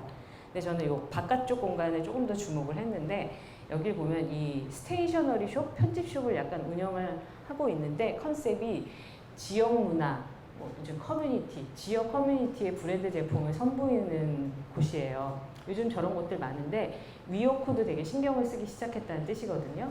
그래서 제품 구성을 보면은 처음에는 이렇게 딴 데서 많이 볼 수 있는 거 아니야 하고 쓱 둘러봤는데 의외로 좀 재밌는 제품들이 좀 많았어요. 로컬. 그러니까 여기 뉴욕이 로컬이니까 서울도 로컬이잖아요. 그 근처 저 지역 커뮤니티 디자이너들이 선보이는 그런 제품들을 좀 많이 갖다 놨습니다. 그리고 저 커피도 이게 요즘 뭐 블루보틀, 뭐 이런 뭐 스타벅스 이런 게 아니라 요즘 또 로컬 커피 브랜드들이 엄청나게 또 뜨고 있잖아요. 그 중에 하나로 좀 주목받는 그런 커피라고 하더라고요. 저런 걸 좀 판매를 하고 있었습니다. 그리고 뭐 이런 공간이 있었고요. 제가 또 그전에는 일본을 갔다 왔는데 이 하나레에서 하루 자보면서 확실하게 느꼈어요. 정말 이 로컬에 대한 가치를 사람들이 너무너무 좋아하는구나. 정말 확실하게 로컬의 시대라구나라는 걸 느꼈는데 하기소 하나레라는 곳이 있는데 이제 검색해 보시면 정보가 좀 많이 나올 거예요. 저게 뭐냐면 요즘 뭐 지역 개발 그런 스토리 되게 많잖아요. 근데 하기소는 저 마을에 있는 그 어떤 공간의 이름이에요. 거기 가면 1층에 카페도 있고 리셉션 데스크도 있고 공유해주는 뭐 작은 뭐 갤러리도 있고 사무실도 있고 뭐 이런 공간이고 이 하기소에서 운영하는 곳이 바로 하나레라는 호텔이거든요. 하나레라는 호텔이에요. 근데 여기도 보면은 뭐 그런 스토리가 있죠. 위치는 야나카? 제가 갑자기 일본 이름이라서 지역 이름을 좀 까먹었는데 일본 그 한참 좀 북쪽으로 가면 있는 그런 동네예요. 다이토구 뭐 이쪽인데 그쪽에 동네에 있어요. 근데 뭐 그런 저런 재생 스토리 마을 재생 스토리들이 갖고 있는 것처럼 한때 이렇게 쇠락해가고 있는 뭐 그런 마을이었고 관광지대가 아니라 그냥 일상생활 사람들이 이렇게 일상생활을 누리는 그런 지역이었대요. 그리고 여기도 뭐 부동산 재개발이라던가 뭐 이런 이슈들이 있어서 60년 된 목조주택을 이제 허물게 된 상황인데 그때 여기 우리가 레노베이션을 해서 운영을 해보겠다. 누군가 또 나선 거죠, 마을에서. 그래서 저렇게 하기소라는 곳을 건축가예요. 건축가가 운영을 하게 되었습니다. 그리고 여기서 선보인 컨셉 중에 가장 인기가 있는 게 하나레라는 건데요. 이거는 일종의 B&B에 좀 가까운 것 같아요. 호텔이죠. 좀 호텔인데 이렇게 숙소에 가까운데 60년 된 목조주택을 개조를 해서 선보이는 숙소고 방이 5개 있어요. 예약하기 힘들어요. 저도 기다렸다가 이번에 딱 운이 좋아서 한번 잡았는데 가면 방은 저렇게 생겼어요. 그래서 뭐 작지만 근데 깔끔하고 괜찮아요. 저는 하루 잡을만 하다라고 느꼈어요. 그래서 저렇게 뭐 이렇게 예쁜 다다미 방이 있고 그리고 생각보다 꽤 넓어요. 넓고 가격도 그렇게 비싸지 않아요. 괜찮았거든요. 그리고 저기 보면 저렇게 또 이런 디테일, 뭐 수건하고 저렇게 또 하나레라고 에코백을 또 줘요. 저기에 이제 목욕 제품 같은 것만 넣어서 나가서 이제 센소 같은 거 갔다 올 수 있게 하거든요. 근데 이 하나레가 주목을 받았던 이유는 마을 전체를 호텔로 이용한다는 컨셉이에요. 저 숙소에 가면 그 화장실만 있고 식당 같은 게 없어요. 그래서 이 하나레랑 아까 제가 말씀드린 하기소라는 곳이 약간 한 100m 정도 떨어져 있는데 저기서는 잠만 자고 그리고 밥은 하기소에 가서 그 브레퍼스트를 먹고 그리고 목욕은 주변에 있는 목욕탕 몇 군데를 이용할 수 있는 쿠폰을 제공해요. 그래서 거기 가서 씻으라고. 그리고 딱 호텔에 들어가면 지도를 한 장 줘요. 지도를 한 장 주는데 거기 보면은 물론 그 지역, 야나카 지역 근처에 가볼 만한 뭐 쇼핑, 밥 먹을 수 있는 공간, 술집, 산책할 수 있는 곳, 명소들을 소개한 그런 것들이 막 적혀 있는 지도예요. 그러니까 딴 데 가지 말고 우리 동네에서 충분히 즐기면서 관광도 하고 놀아라. 뭐 이런 거죠. 근데 재밌었던 거는 이게 앞뒤로 돼 있는데 앞에는 낮에 갈 수 있는 곳, 그리고 뒤집으면 밤에 갈 수 있는 곳. 그래서 여기에는 뭐 목욕탕, 술집 이런 데들이 막 이렇게 주변에 잘 표시가 되어 있어요. 그래서 그 지도를 보고 동네를 놀러 다니는 그런 컨셉입니다. 그래서 저도 여기는 한번 좀 궁금해서 이렇게 잘 가봐야지 하고 작정을 하고 갔는데 시장 같은 거 구경하면서 거기서 밥도 먹고 잘 놀았어요. 근데 약간 서촌 같은 그런 느낌이었어요. 우리로 치면은 그런 느낌이 있던 동네였습니다. 그리고 가면 저렇게 키트 같은 걸 줘요. 이렇게 이런 거 막 이분 가면 이런 거 디테일한 거 막 많잖아요. 그래서 여기 뭐 저거는 센수에서 이용할 수 있는 수건, 뭐 간단한 칫솔이나 치약 같은 것들 세트도 구비되어 있고, 그리고 다음 날 가면 밥을 주는데 이게 또 이런 거 또 밥도 그냥 안 주잖아요. 여기는. 그래서 로컬에서 난 지역에서 난 것들로 밥과 반찬을 했다. 뭐 이런 간단한 설명과 함께 아침에 저렇게 밥을 차려줘요. 근데 제가 알기로는 뭐 도토리현, 뭐 어디 뭐 삿포로 이런 식의 지역별 테마에 따라서 거기서 나는 식재료로 밥상을 차려주는 걸로 알고 있거든요. 근데 제가 갔을 때는 가고시마에서 난 식재료로 만든 밥상을 저렇게 차려줬어요. 그래서 뭐 예를 들면 저기에 있는 저 조그만 생선은 가고시마에 있는 어디 뭐 어부가 이렇게 잡은 걸로 만들었고, 뭐 어디 있는 연근은 뭐 누가 어떻게 정성스럽게 만든 거고, 뭐 이런 내용들이 다 있고, 저기 쪽지에 다 그런 얘기가 있어요. 그래서 이거 보면 혹시 내가 가고시마를 가면 저 가게 가서 저거 한번 물건 살 수 있고, 이런 안내까지 자세하게 나와 있습니다. 그래서 한편으로는 뭐 이렇게 정성 들였다는데 뭐 그러니까 굉장히 좋긴 한데 이거는 무릎 꿇고 밥을 먹어야 될 것 같은 그런 느낌인 거예요. 하지만 여기서의 포인트는 그만큼 로컬에서 난 재료들 이런 걸로 정성스럽게 지었고 이런 가치를 알아봐 달라라는 메시지가 담겨 있는 거죠. 그리고 사람들이 다 그걸 좋아하잖아요. 사실 저도 좋아하거든요. 그래서 이런 특별한 스토리가 담긴 걸 사람들이 굉장히 좋아한다. 지역에 관한 것들. 그리고 이게 가장 강렬하고 확실한 거는 확실히 음식 쪽인 것 같아요. 식재료와 관계가 되어 있기 때문에 이런 것들을 좀 엿볼 수 있었습니다. 그리고 그 전에 제가 와이어드 호텔이라는 데를 또 갔었어요. 호텔을 되게 좋아하거든요. 가서 자보는 걸 굉장히 좋아하는데 하나레랑 와이어드는 한 번씩 가보시라고 꼭 추천을 드리고 싶어요. 근데 와이어드는 한마디로 제가 느낀 소감은 하나레의 업그레이드 버전처럼 느껴졌어요. 제대로 호텔 같다 이거는. 호텔 같다는 느낌이었는데 에이스 호텔 있잖아요. 에이스 호텔을 만든 데서 컨설팅을 했다고 들었어요. 그리고 좀 더 정교화되고 더 체계가 많이 잡히고 기업화된 그런 형태인데 여기는 아사쿠사라는 데 있거든요. 근데 거기는 사실 뭐 아사쿠사 갈 일이 없어요. 그 근처에 뭐 아카사카랑 모두 막 헷갈렸는데 그쪽에 갈 일이 없는 건데 제가 저 호텔 때문에 가서 하루 종일 거기 지역 관광을 했어요. 로컬 관광을 했는데 여기가 또 일바의 로드맵으로 유명한 데거든요. 그래서 저는 이제 이런 정보를 알고 그냥 가서 자는 법은 없어요. 근데 이 호텔에 가면 이제 저런 방이 딱 있어요. 근데 요즘 이거는 조금 딴 얘기인데 요즘 호텔의 트렌드를 보면은 이 벙커, 도미토리라고 하잖아요. 여러 명이 잘 수 있는 도미토리부터 스탠다드, 스위트까지 한 호텔에서 그 세트를 다 갖고 있는 곳들이 많이 생기기 시작하는 것 같아요. 왜 그러냐면 그 기존의 비싼 호텔들은 값이 너무 비싸잖아요. 럭셔리하고. 그러니까 호텔이 점점 늙어가는 거예요.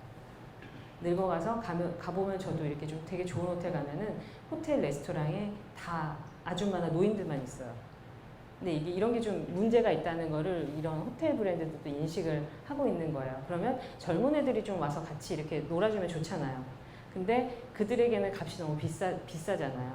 그러니까 도미토리를 넣는 거예요. 그래서 뭐 어떤 럭셔리 체인들은 물론 그들만의 뭐 되게 포시즌 같은 것은 되게 전부 다 고급이지만 이런 캐주얼하게 그런 바운더리를 넓히는 것들이 좀 많이 확실히 생기고 있다라고 느끼거든요. 근데 와이어드가 그랬어요. 그러니까 4명이 잘 수 있는 도미토리 룸부터 스탠다드 되게 비싼 스위트까지 다 있었거든요. 그런 형태의 호텔이에요. 근데 여기에 지역성을 결합을 했는데 방에 있는 물건들이 또 그냥 있는 게 하나도 없어요. 여기 뭐 저런 뭐 예스, 난 나오, 나중에 치워주세요 이런 것도 보면은 지역의 가죽 만드는 누가 또 이렇게 만든 제품을 사용했다 뭐 이런 얘기들 다 나오고요. 그리고 뭐 저런 의자도 뭐 있는 가구 제작자가 만든 뭐 그런 제품이다 이런 얘기 다 나와요. 그리고 그런 물건들을 또 살 수 있게 1층에 저렇게 한쪽에 숍을 만들어 놨어요. 그래서 직접 구입할 수 있도록. 그리고 요즘 호텔들 보면은 크래프트맨십과 결합한 그런 호텔, 뭐 크래프트 호텔이 좀 많이 생기고 있거든요. 그래서 이것도 그 지역의 장인들이 만든 가구랑 뭐 바구니라던가 물건을 넣은 그런 룸을 많이 운영을 하고 있습니다. 그런 어떤 하나의 그런 트렌드인 것 같아요. 근데 저기 보면 이렇게 뭐 자전거도 빌려줘요. 그래서 동네 돌아다닐 수 있게끔. 이게 처음에 보면 어떻게 보면 에이스가 유행시킨 그런 거 아닌가 싶기는 한데 그 모델들이 점점 더 정교화되고 있는 것 같아요. 그러니까 각자 지역에 따라서 해석을 하는 거죠. 근데 일본 같은 경우에는 이 호텔이 1마일 맵 이걸로 되게 유명해졌거든요. 그래서 아사쿠사 지역에 있는 맛집, 뭐 어디 가볼 만한 곳, 기념품 살 수 있는 곳을 저렇게 또 빼곡히 적어놨어요. 하나랑 비슷하죠. 그리고 뭐 하기에는 이걸 위해서 저 지역에 있는 좋은 식당들을 추천받기 위해서 엠버서더를 1년 동안 운영했다. 이런 거죠. 저쪽에 있는 토박이들을 엠버서더로 선정을 해가지고 그들에게 추천받은 곳을 저렇게 한다. 뭐 이런 거였고요. 그리고 여기 보면 되게 막 이렇게 벽에 이런 거 붙여놨어요. 그래서 저건 뭐냐면 그 추천하는 동네 좋은 목욕탕, 뭐 밥집, 뭐 초밥집, 기념품 가게 이런 거를 마음에 드는데 이렇게 쭉 보고 있다가 마음에 드는데 하나씩 뽑아서 이제 너가 그 카드를 들고 찾아갈 수 있게끔 이렇게 만든 거예요. 그래서 사실 저는 아사쿠사 어딘지도 모르고 어디 가야 될지도 모르고 딴 데 갈 데 많으니까 저기는 어디 잠만 자고 갈 생각이 없었는데 저걸 보고 하루 반나절을 있었어요. 동네를 돌아다니고 싶어서. 그래서 이렇게 로컬과 결합돼가지고 저렇게 좀 하고 있는 곳들이 많이 생기고 있어요. 확실히 이거는 되게 중요한 트렌드인 것 같아요. 그리고 이것들이 시사하는 것은 지역과 함께 성장하고 지역의 가치를 사람들이 늘 가는 관광지만 가지 않고 내가 살고 있는 이 지역을 더 관심 갖고 더 돌아볼 수 있게 만드는 그런 계기를 만들어준다는 데 포인트가 있는 거예요. 그리고 관광객들을 그런 식으로 이제 끌어들이는 거죠. 그래서 이런 개념을 벤치마킹한 사례들은 이제 앞으로 더 많이 찾아볼 수가 있을 것 같아요.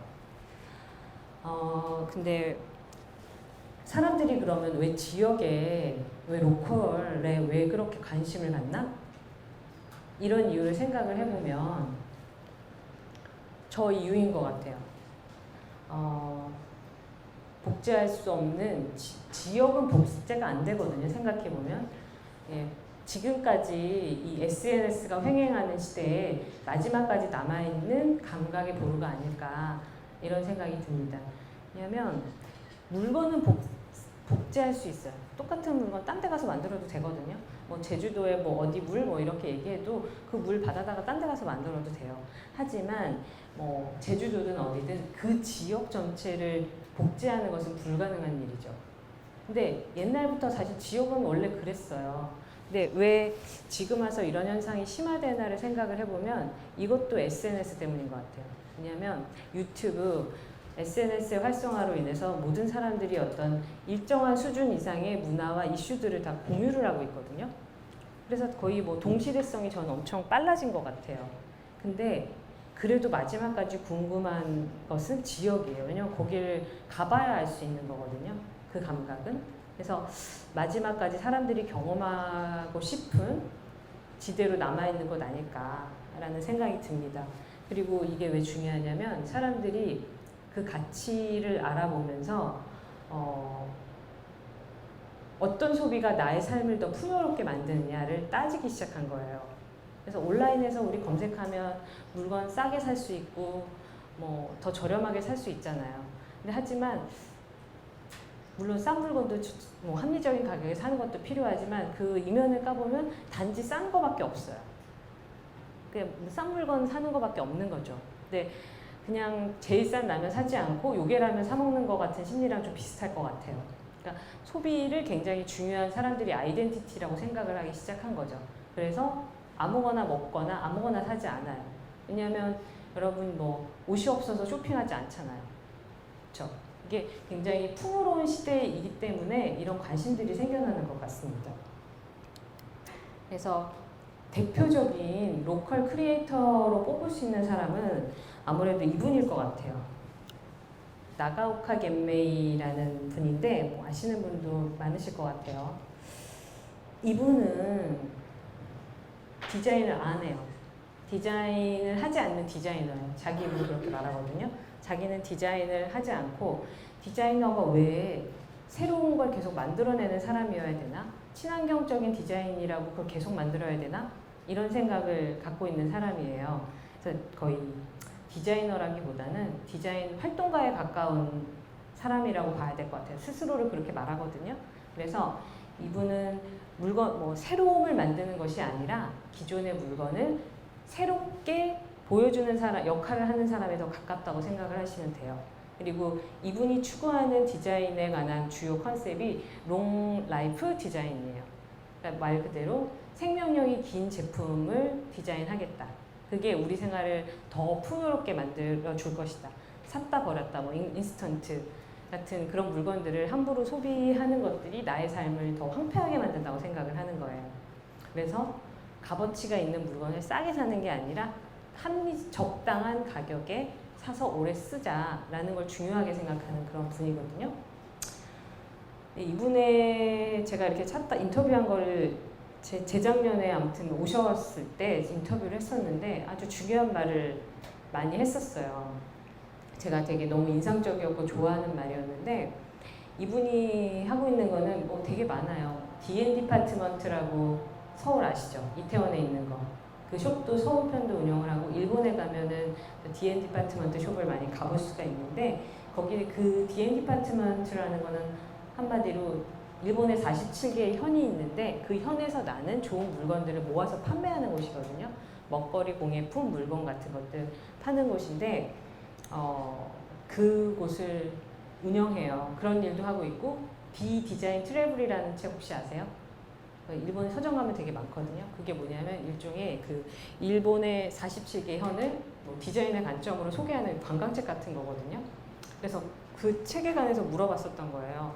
당신은 왜 저런 디자인 트래블 같은 책 왜 만들어? 라고 물어봤더니 저는 뭐 관광, 지역 활성화 뭐 이런 소리 할 줄 알았어요. 그랬더니 굉장히 의외의 대답을 했는데 사람들을 이주시키는 게 우리의 최종 목표다.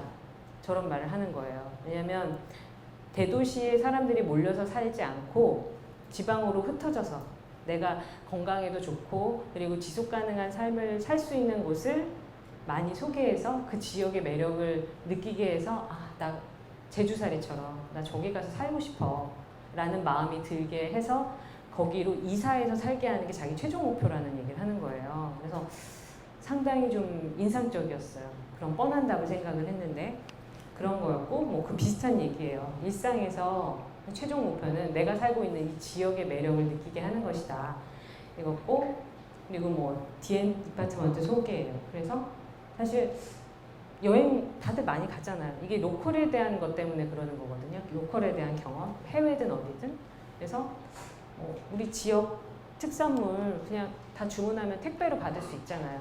근데 내가 굳이 그거 거기 가서 현장에서 먹겠다고 거기 내려가고 거기 가서 사겠다고 여행을 가는 게 바로 그런 로컬의 매력이 아닐까라고 생각을 합니다. 그래서 이건 이분이 뭐 아까 말씀드린 것처럼 니폰 비전이라는 것을 하는데 47개 현에서 나는 좋은 물건 저런 술, 빗자루 이런 제품들을 모아서 판매하는 건데 여기에서 절대 디자인을 다 더하지 않아요. 그러니까 옛날에 만든 공예품을 현대식에 맞겠다고 개조시키거나 이런 거 안 하고요. 그대로 패키지 정도만 새로 하고 뭐 저분의 표현에 따르면 먼지만 털어서 소개할 뿐 뭐 이렇게 말을 하거든요. 그래서 저런 제품들을 소개하는 그런 것도 하고 그리고 이거는 D&D 디파트먼트 숍이에요. 저렇게 생겼어요. 이태원도 아마 가면 저런 비슷한 창고형으로 물건을 다 소개를 하고 있습니다. 뭐 이런 아까 오른쪽에 있는 물건 저런 물건들을 판다는 거고요. 그리고 왼쪽에 보면 D 디자인 트래블이라는 게 왼쪽에 있는 저 책이에요. 저 책. 그래서 지금 23개 현까지 소개했대요. 원래 47개의 현을 모두 소개하는 걸 왕관을 목표로 하고 있는데 지금 23개 했고 다 하려면 앞으로 8년은 걸릴 것 같다. 뭐 이런 얘기를 하더라고요. 그리고 제가 그걸 또 물어봤어요.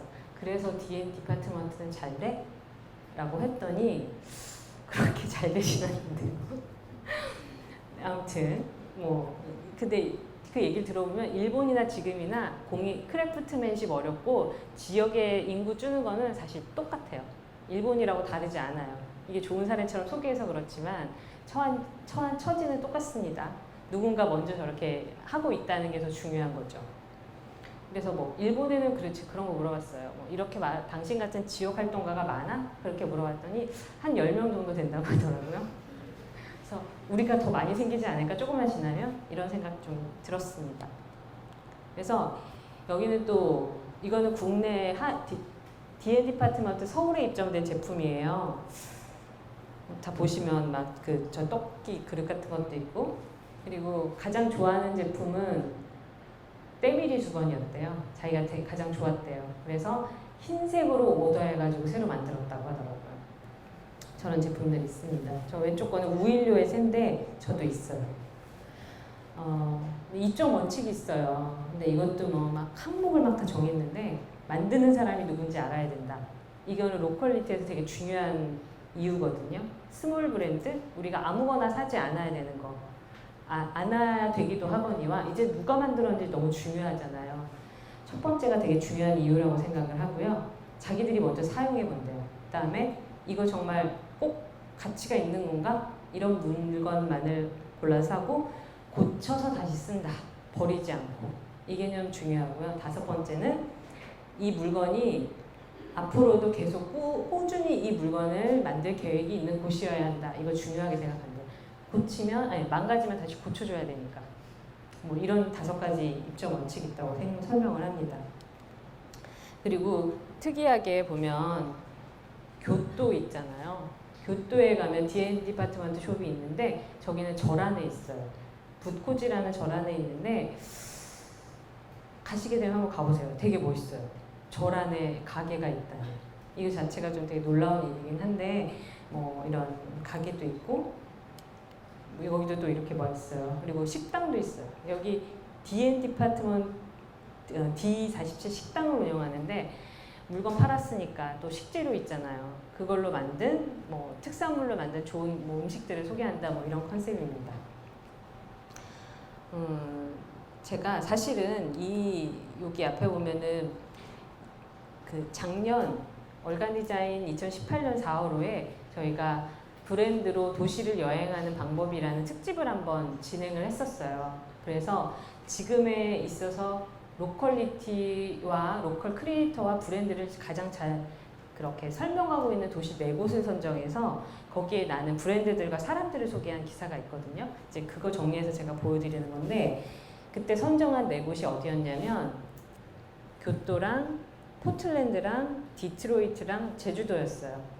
이것도 기사를 막상 만들려서 이렇게 하다 보니까 또 적합한 데가 의외로 적은 거예요. 4곳 선정하는 게 조금 생각보다 쉽진 않았는데 4곳이었고 그때 교토편에서 소개한 게 말씀드린 것처럼 이런 부코지라는 절 안에 있는 D&D 디파트먼트 교토였어요. 이런 물건 막 팔고 멋있어요. 그리고 또 교토는 또 전통 이런 거 중요하면서 오래 만들잖아요. 이게 143년째 계속 만든다고 하네요.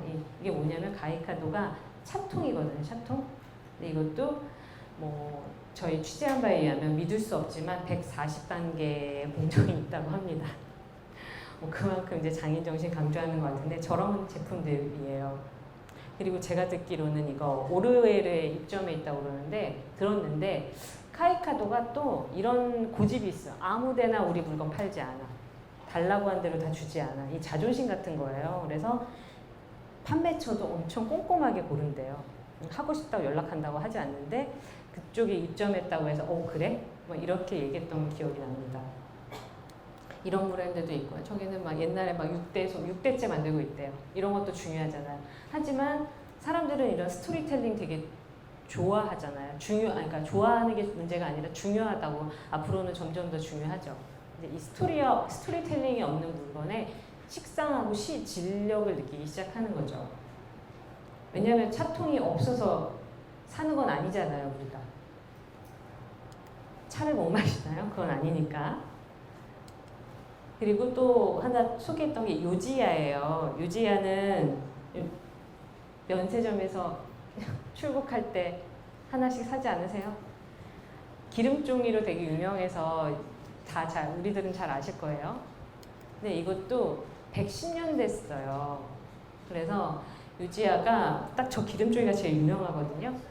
옛날에 저기도 원래 뭐 그런 걸로 출발했대요. 원래는 뭐 화장품과 자파를 거울 같은 거 팔았는데 그 중에 뭐 1900년대 초반에 칫솔을 하나 팔았대요. 근데 사람들이 그 칫솔을 요지야라고 부르기 시작했대요. 왜 요지야인가 했더니 그래서 그 다음부터 요지야가 된 거예요. 그리고 하지만 제일 유명한 건 저 기름종이고 그때부터 이게 저렇게 게이샤 로고가 적용이 되었다고 합니다. 왜냐하면 저 게이샤들이 이렇게 분장을 지우기 위해서 기름종이가 많이 필요했대요. 그래서 금박종이를 이렇게 만들 때 사이에 끼는 그 기름종이로 저걸 만든 게 시초라고 합니다. 그래서 이렇게 성장한 브랜드가 있고 거의 다 직영이래요. 딴 도시에는 없다고 하더라고요. 공항 면세점 정도에 들어가 있지. 그래서 지역성을 기반으로 교토에서 이렇게 성장을 하는 브랜드고요. 그리고 디트로이트는 왜 선정했냐면 디트로이트는 완전 파산 선고 받았던 망했던 도시예요. 완전히 자동차 산업으로 유명했는데 도시가 완전 쫄딱 망했었거든요. 근데 망하면서 사람들은 살잖아요. 도시가 망한다고 사람들이 다 죽진 않아요. 딴 데로 갈 뿐이지. 근데 파산을 겪으면서 지역성에 대한 것들을 굉장히 로컬 커뮤니티를 중요하게 생각한 거예요. 그리고 제가 그때 가서 보니까 부동산 개발이 또 엄청나게 있더라고요. 그리고 중국에서 또 땅을 많이 산다고 들었어요. 근데 보니까 되게 험불하고 위험하다고 들었는데 굉장히 매력이 있는 도시였어요. 제가 느끼기에는.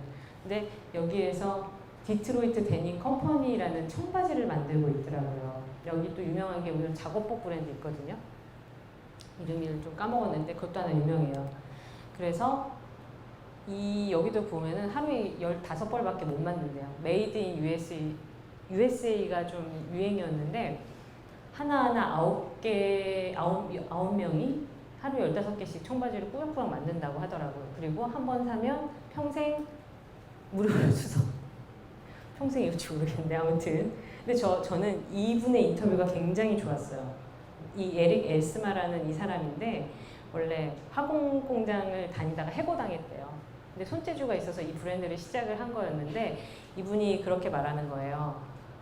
우리는 모든 사람들이 우리 디트로이트 데님 많이 알아서 많이 사주세요. 우리 다 알아봐 주세요 라고 절대 말하지 않고 우리의 가치를 알아봐주는 사람들과 관계를 갖기 원한다 라는 그런 컨셉의 얘기를 했고요. 그리고 더 나은 제품을 싼 게 아니라 더 나은 제품을 선택하게 함으로써 사람들이 더 적게 소비하게 되는 거예요.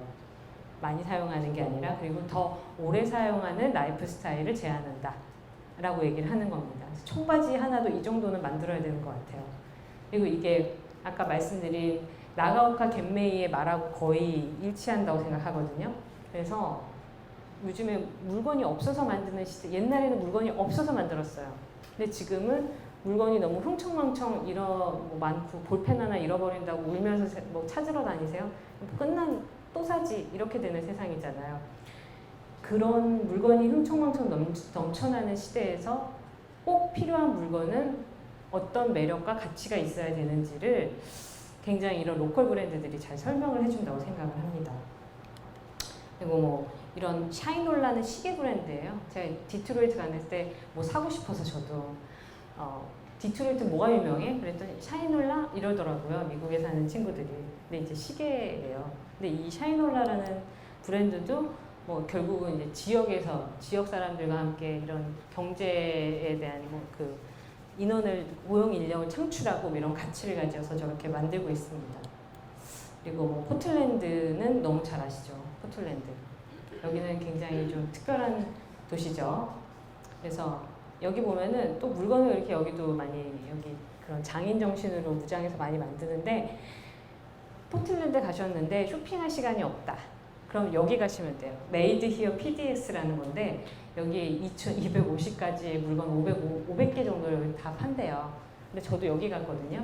여기 가면은 그다지 세련되진 않았어요. 솔직히 제가 느끼기에는. 그렇지만 뭐 이렇게 소금이라던가 좋은 제품들을 많이 볼 수 있는 곳입니다. 그래서 뭐 이런 제품들을 팔아요. 근데 저 왼쪽 거는 제가 샀던 아이크림인데 패키지가 마음에 들었었어요.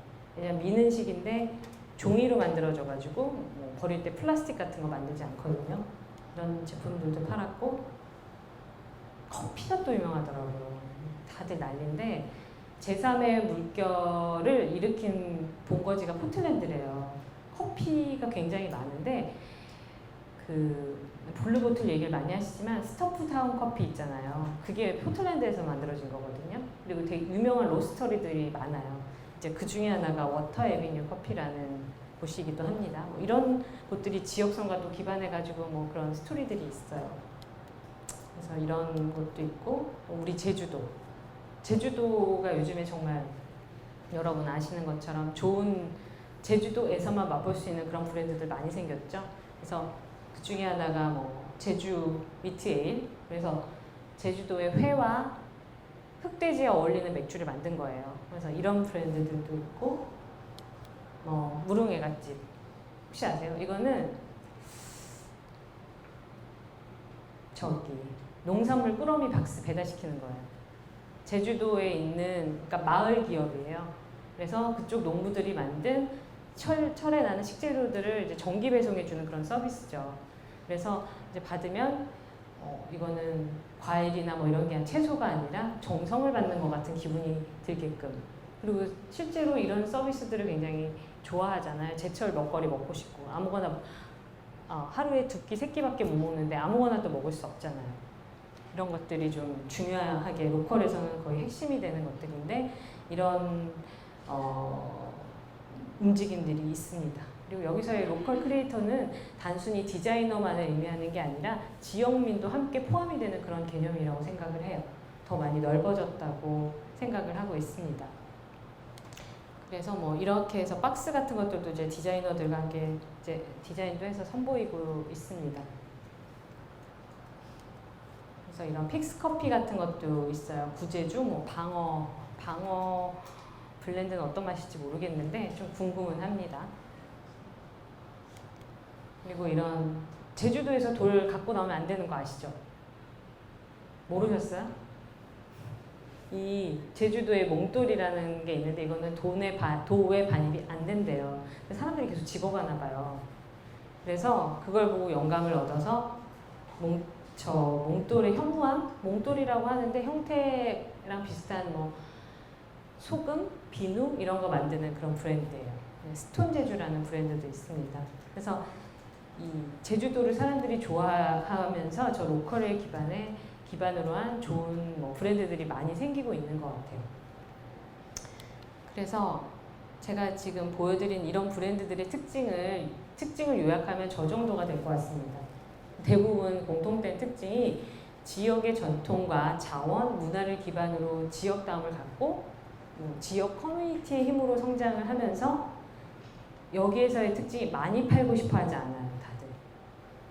작아도 지속가능한 선택, 묵지 불리기를 하지 않는다는 특징이 있습니다. 해서 지역 주민들을 1차 대상으로 하지만 결국은 유명해져서 전 세계적으로 사랑받는 브랜드가 되었다라는 그런 공통된 특징이 있어요.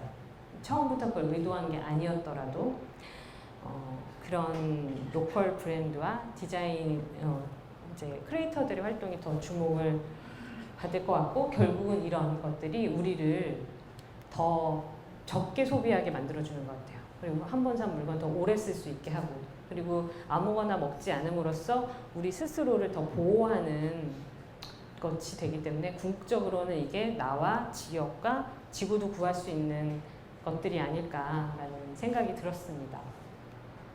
이거는 제가 뭐 트렌드와 관련해서 가장 좋아하는 말인데 저는 그냥 저 말이 딱 맞는 것 같아요.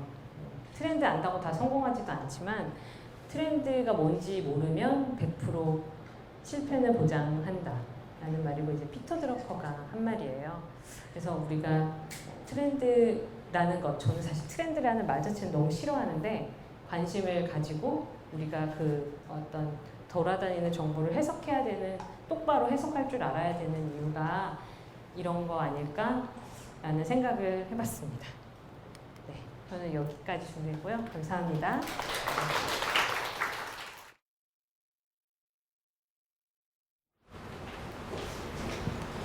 네, 지금 요즘 라이프 스타일 문화에서는 이제 로컬이라는 키워드 굉장히 대세죠. 네, 이 문화를 공간적으로 잘 설명해 주신 전원경 편집장님께 다시 한번 박수 부탁드립니다. 두 강연자분들의 강연 순서, 이제 여러분들이 두 분께 궁금하셨던 부분들을 묻고 알아가는 Q&A 시간을 갖도록 하겠습니다. 강연자분들께서는 앞쪽 자리로 와서 앉아주시기 바랍니다.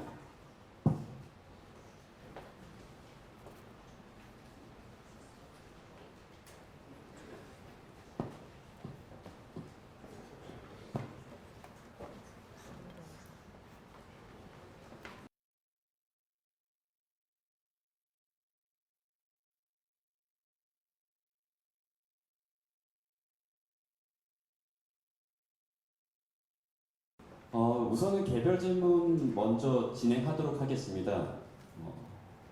사전에 참석자 여러분들이 강연자분들께 궁금한 점들 직접 적어주신 질문들 모아봤고요. 우선 박미연 부대표님께 먼저 여쭤볼게요. 이제 부대표님께서 이제 외교부와 대사관 의전 보좌관을 거쳐서 현재 옥토끼 프로젝트 부대표까지 이제 다양한 업에 몸담아 오셨는데요. 새로운 분야를 시작하기로 결정하실 때 어떤 동력으로 업을 선택하시나요? 라고 질문해 주셨네요. 네. 제가 뭔가 큰 포부와 꿈을 가지고 몸담고 있던 업계에서 나와 큰 도전을 하였습니다 라고 말씀드리면 너무 뽀대가 날 것 같은데 사실 전혀 그런 건 아니었어요. 그냥 우리나라의 여성들이 가지고 있는 저뿐만이 아니라 많은 그 불합리한 이유들 때문에 사실은 튕겨져 나왔다고 얘기하는 게 더 맞을 것 같아요. 근데 그 공백 기간이 있었고 사실은 그 외교부 뭐 대사관 예전 보좌관 이게 제일 좀 있어 보이기 때문에 사실은 많이 화제가 되지만 그 시점과 옥토끼까지의 굉장히 수많은 삽질이 있었어요. 제가 제 주변에 있는 친구들한테 이제까지 내가 삽질을 모두 모으면 내가 들어가서 누우면 딱 맞는 자리가 나올 거야 이렇게 얘기를 하거든요. 근데 제가 178이에요. 그러니까 참 많은 삽질이 있었다는 얘기잖아요. 근데 그런 작은 실패들이 있었기 때문에 실패에 대해서 그 면역이 생기더라고요. 그래서 나만 나의 실패와 성공에 대해서 굉장히 남들 관심이 있을 거라고 생각했는데 남들은 나에게 그닥 관심이 없고 잘 돼도 뭐 안 돼도 그래? 이게 다이겠구나 라는 걸 깨닫게 되었을 때 도전하는 게 두렵지 않아졌던 것 같아요. 그래서 방금 해주신 거에 동력이 뭐냐고 이야기를 질문을 해주시면 저는 그냥 여러 다양한 실패들이었던 것 같아요. 네. 네. 아주 좋은 동력이라고 생각하고 있습니다. 두 번째 질문은 최근 옥토끼 프로젝트 오프라인 매장으로 고잉메일 감성 편의점은 굉장히 화제잖아요.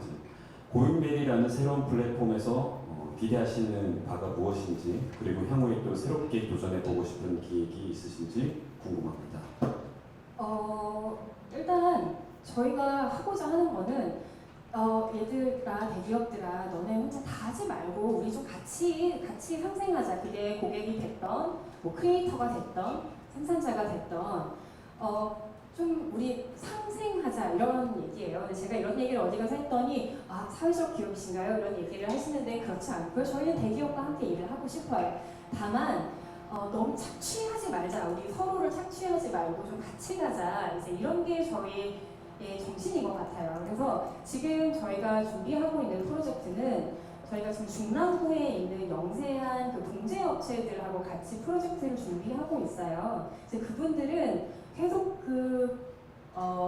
제품만 만드시는 쪽에 특화되어 있기 때문에 뭔가 저희 같은 기획자들과 합쳐져서 새로운 가치를 만드는 것, 이제 그거를 좀 진행을 해보고 싶어서 지금 준비를 하고 있는데, 사실 그 나라에서 하는 것들은 좀 안 멋있잖아요. 근데 그렇게 하지 않는 거, 그냥 봤을 때 굉장히 쿨하고 멋있게 한번 뭔가 새로운 가치를 만들어보자, 이제 이런 프로젝트를 준비하고 있는 것이 제가 굉장히 재밌고 설레이는 마음으로 준비하고 있는 프로젝트입니다. 다음 아이템도 굉장히 기대가 많습니다. 네. 다음은 전은경 편집장님께 두 가지 질문 똑같이 드릴게요. 과거와 달리 누구나 전문적인 정보들도 이제 각종 매체에서 접할 수 있는 미디어 상황이죠. 이런 상황에서 다양한 디자인을 크리에이팅하고 대중에게 전달하는 디자인 잡지의 이제 편집장님으로서 변화된 역할이 있다고 느끼시는지 질문이 들어왔습니다. 변화된 역할은 네 많아요. 많은데 제가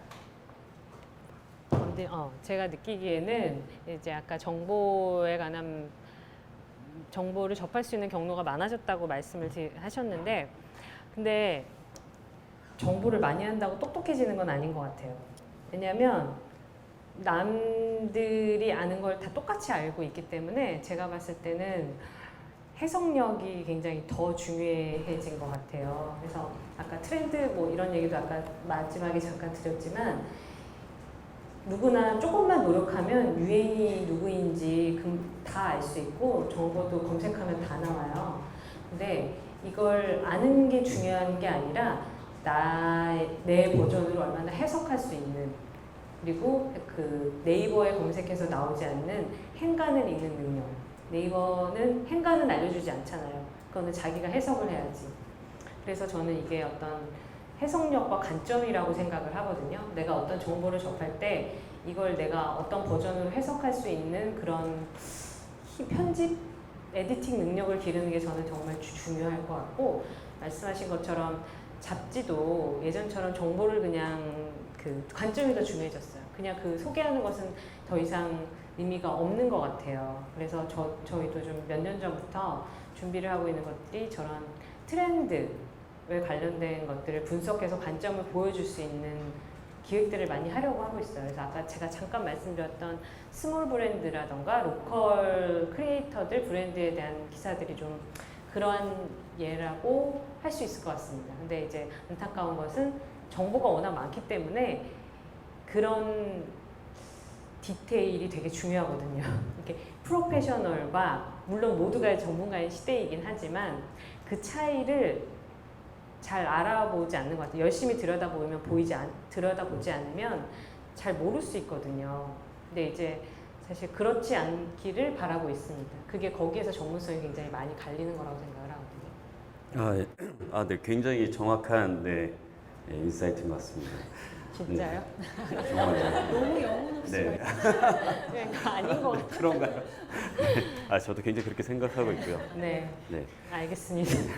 두 번째 질문이 네. 독립 잡지라고 일컫는 소규모 잡지들이 다양하게 생겨나면서 개성 있는 컨텐츠 잡지들이 계속 인기를 끌고 있는 지금 현상입니다. 네. 편집장님께서 생각하시는 월간 디자인만의 컨텐츠, 그리고 나아가야 할 방향에 대해서 궁금합니다. 저도 알았으면 좋겠네요. 이거 아까 사실 미리 보여주셨는데 되게 어려운 질문이라고 생각했어요.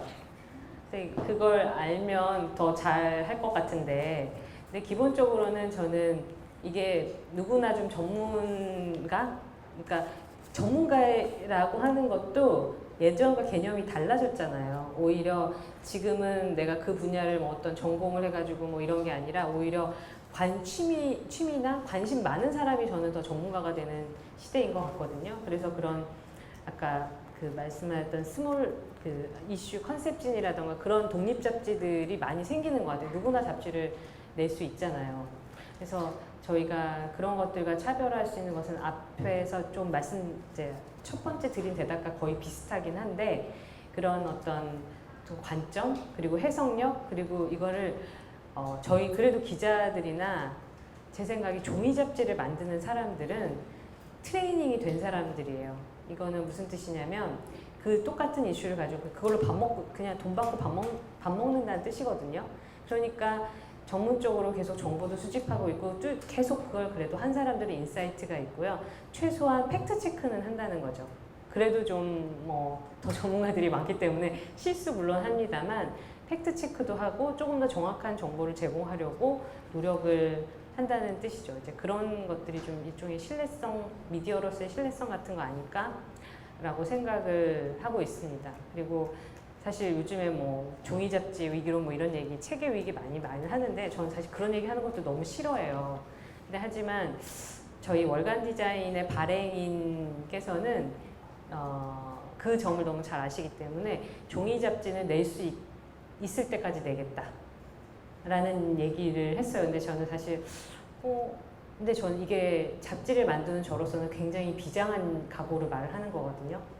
이렇게 그런 문 닫는 잡지들이 많은 상황에서 우리는 남들은 다 안 내도 우리는 낼 수 있는 데까지 낼 테니까 해보자 라고 말하는 거는 굉장히 저는 그 중요한 가치가 아닐까라고 생각을 합니다. 그래서 뭐 잘 안 읽어도 끝까지 보는, 너무 뭐 뭔가 이렇게 더 이상 내기 힘든 상황이 오기 전까지는 계속 내고, 뭐 그런 또 새로운 그런 가치를 알아보는 사람, 계속 세상은 변하니까요. 급격하게 변하고 있지만 그런 가치를 알아보는 분들도 분명 있을 거라고 생각을 합니다.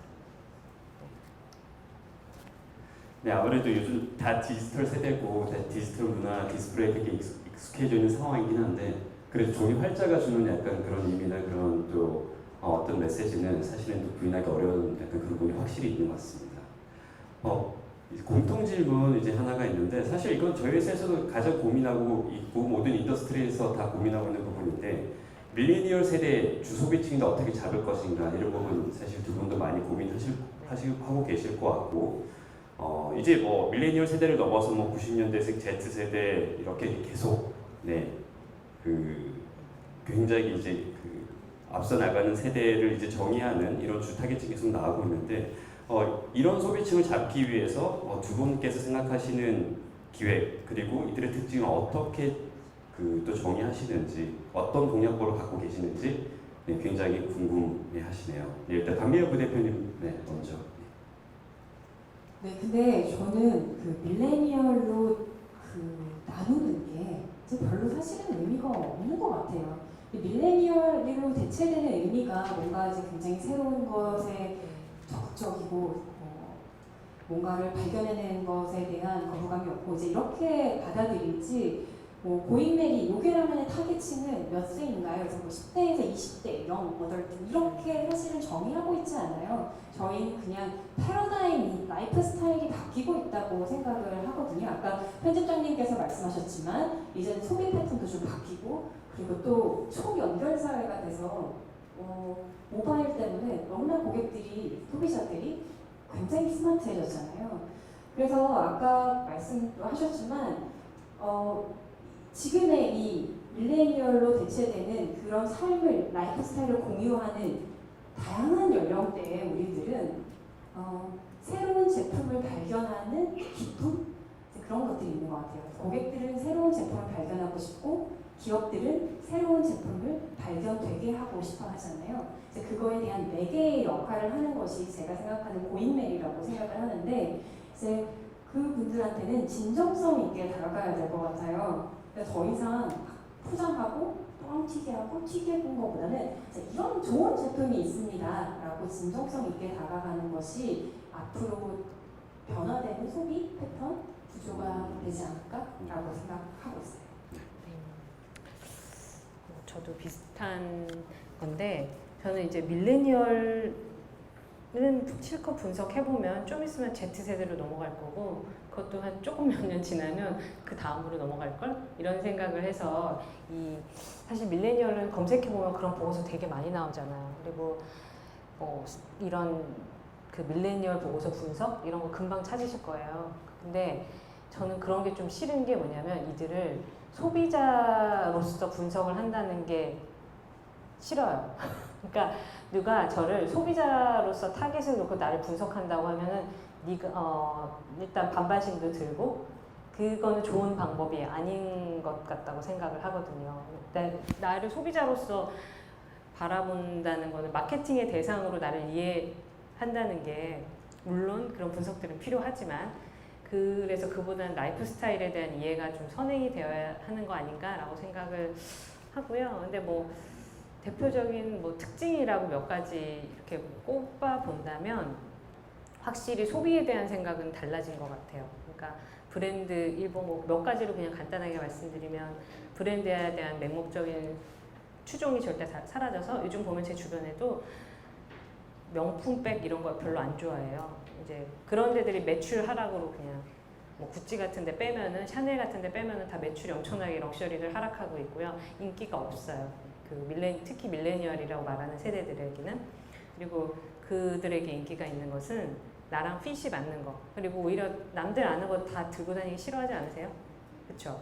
그러니까 나랑 핏이 맞고 가격을 떠나서 그런 내 소비랑 취향과 주관을 보여줄 수 있는 거. 이런 브랜드들 좋아하는 것은 뭐 주요 특징인 것 같아요. 근데 그거는 거의 다 전 세대에서 비슷하게 나타나는 것 같아요. 저는 밀레니얼 아니지만 저도 그런 거 좋아하거든요. 그래서 이걸 과연 밀레니얼만의 특징이라고 말할 수 있을까라는 생각은 들고 확실히 그런 점에서는 좀 소비에 대한 생각은 좀 더 현명하지 않나라는 생각을 하고 있습니다. 예, 말씀하신 부분 이제 공감하는 부분은 소비 문화의 변화는 이제 전체적인 다 패러다임의 약간 변화인 것 같고요. 예, 개인적으로 조금 반발 심리가 드는 건 나이를 가지고 이제 90년대생이면 Z세대고 이렇게 분할할 필요는 없지 않을까. 예, 약간 그런 생각도 들고 있습니다.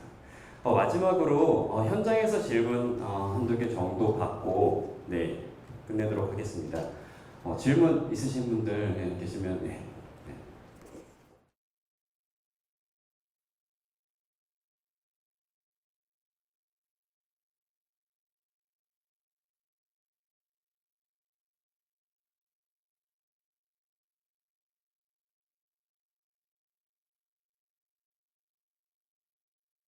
강연 너무 잘 들었고요. 네, 두 분 다 너무 좋은 말씀 많이 주셔서 많이 배우고 가는 것 같습니다. 저는 개인적으로는 일단 박미환 부대표님께 좀 질문 드리고 싶은 게 있는데요. 아까 말씀하셨듯이 광고 회사가 앞으로는 어떻게 보면 광고 플랫폼으로 좀 진화하고 있는 옥토키 프로젝트의 메인 경쟁자가 될 수도 있지 않을까라고 말씀 주셨던 부분이 저도 광고 회사를 다니고 있는데 마켓을 갖고 있는 이런 분들이 어떻게 보면 정말 우리에게는 확실한 경쟁자가 되겠다라는 생각을 하면서 그럼 우리 회사는 앞으로 어떻게 해야 되나 이런 생각을 많이 했었어요. 근데 궁금했던 점은 처음에 이제 라면이라는 PB 상품이라고 이제 말씀을 드린다면 그 제품을 왜 라면을 처음에 선택을 하셨는가가 궁금하고요. 추가적으로 이제 말씀 주셨던 것 중에 중랑구 쪽이랑 앞으로 프로젝트를 진행하신다고 하셨는데 어떤 그 이유하에 그런 PB 상품들을 기획하시고 방향성을 가지고 가시는지가 좀 궁금해서 그런 PB 상품을 기획하시는 단계에 있어서 어떤 걸 좀 고려하셔서 시작을 하시는지 좀 여쭤보고 싶었습니다. 네. 질문이 네, 질문 주셔서 감사하고요. 이따가 저 피딩 박스 선물 드릴게요. 왜 라면이냐고 질문 주셨는데 아까 강연 초반에 잠깐 말씀을 드렸는데 사실은 라면 시장이 제일 치열해서 시작을 했어요.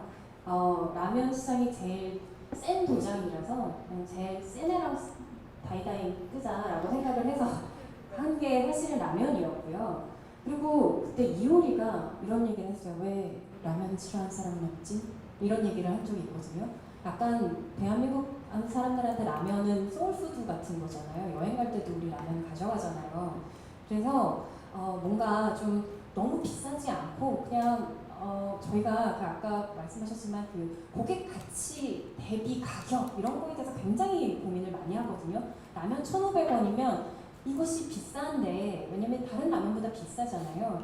근데 그러려고 하면 그만큼의 고객 가치를 드려야 되는데 이제 그 밸런스를 잡는 거. 이거 1,500원이지만 오케이 나 재구매할 만하다라고 생각하실 수 있는 그 가격대를 찾는 거에 굉장히 중요도를 높이 하거든요. 그래서 저희가 제품을 만들 때에는 그게 저희가 생각하는 고객 라이프 스타일의 맥락 안에 있는지에 대해서 사실은 굉장히 고려를 많이 하고 그리고 저희가 저희 직원들한테 어떤 의사결정을 할 때 그게 제품 디자인이 됐던 아니면 뭐 CS 고객 응대가 됐던 야 이게 쿨해? 이게 쿨하다고 생각하니? 이제 이거를 굉장히 많이 물어봐요. 고객한테 이거를 비용을 하나만 환불해드리는 건 짜치니까 약간 한 박스 내지 이런 식으로 그 모든 의사결정을 이게 고객 가치가 있는지 없는지에 대해서 굉장히 고민을 많이 하거든요. 왜 그러냐면 고객 가치는 저의 경쟁 우위라고 생각을 해요. 제가 그 고객 가치를 놓치면 옥토키 프로젝트가 고객 가치를 생각하지 않으면 다른 업자들하고 다를 게 없다고 생각이 되거든요. 그랬을 때 저의 경쟁 우위는 굉장히 떨어져요. 그냥 30대 후반에 업계에 늦게 들어온 어떤 그냥 아주머니라고 이야기는 하기 싫네요. 이모? 그 정도가 되잖아요. 그래서 그 고객 가치, 그다음에 맥락, 라이프 스타일의 변화 이런 거에 대해서 굉장히 제품을 만들 때 고민을 많이 하고 아까 중랑도 얘기하셨는데 그거는 저희가 B2B를 많이 하고 B2C에 대한 관계성에 대해서 고민을 하는데 이제는 B2G 그러니까 다 정부 부처에 있는 그러니까 영세한 다른 저희 같은 사람의 기획자가 필요한 이제 그런 분들을 좀 도와서 협업해보자 이제 이런 가치를 좀 두고 생각해서 진행하고 있는 것 같아요. 네. 충분히 잘 된 것 같습니다. 나중에 선물도 따로 주실 테니까 아마 더 자세히 물어보실 수 있는 시간이 있을 것으로 생각되고요. 하나만 더 질문 받을게요. 네, 질문 있으십니까? 질문이 없네요. 없어서 그런 것 같아요. 네. 그럼 오늘 준비된 모든 순서는 이것으로 끝을 마치고요. 즐거운 시간과 이제 깊이 있는 인사이트 이 자리에 나눠주신 박리안 부대표님과 전은경 편집장님 두 분께 끝으로 뜨거운 박수 부탁드립니다.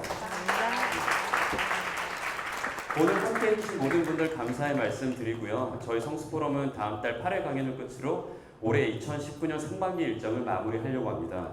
이후 잠시 동안의 휴식과 재정비 시간을 지나서 새롭게 찾아올 예정이니 앞으로도 많은 관심 부탁드리겠습니다. 다음 회차에 대한 안내와 성수포럼 관련 소식은 인스타그램을 통해 업데이트 드리고 있으니까 참고해 주시기 바랍니다. 그리고 오늘 강연 영상과 오디오 콘텐츠는 다음 주 성수포럼 등의 채널을 통해 다시 보실 수 있고요.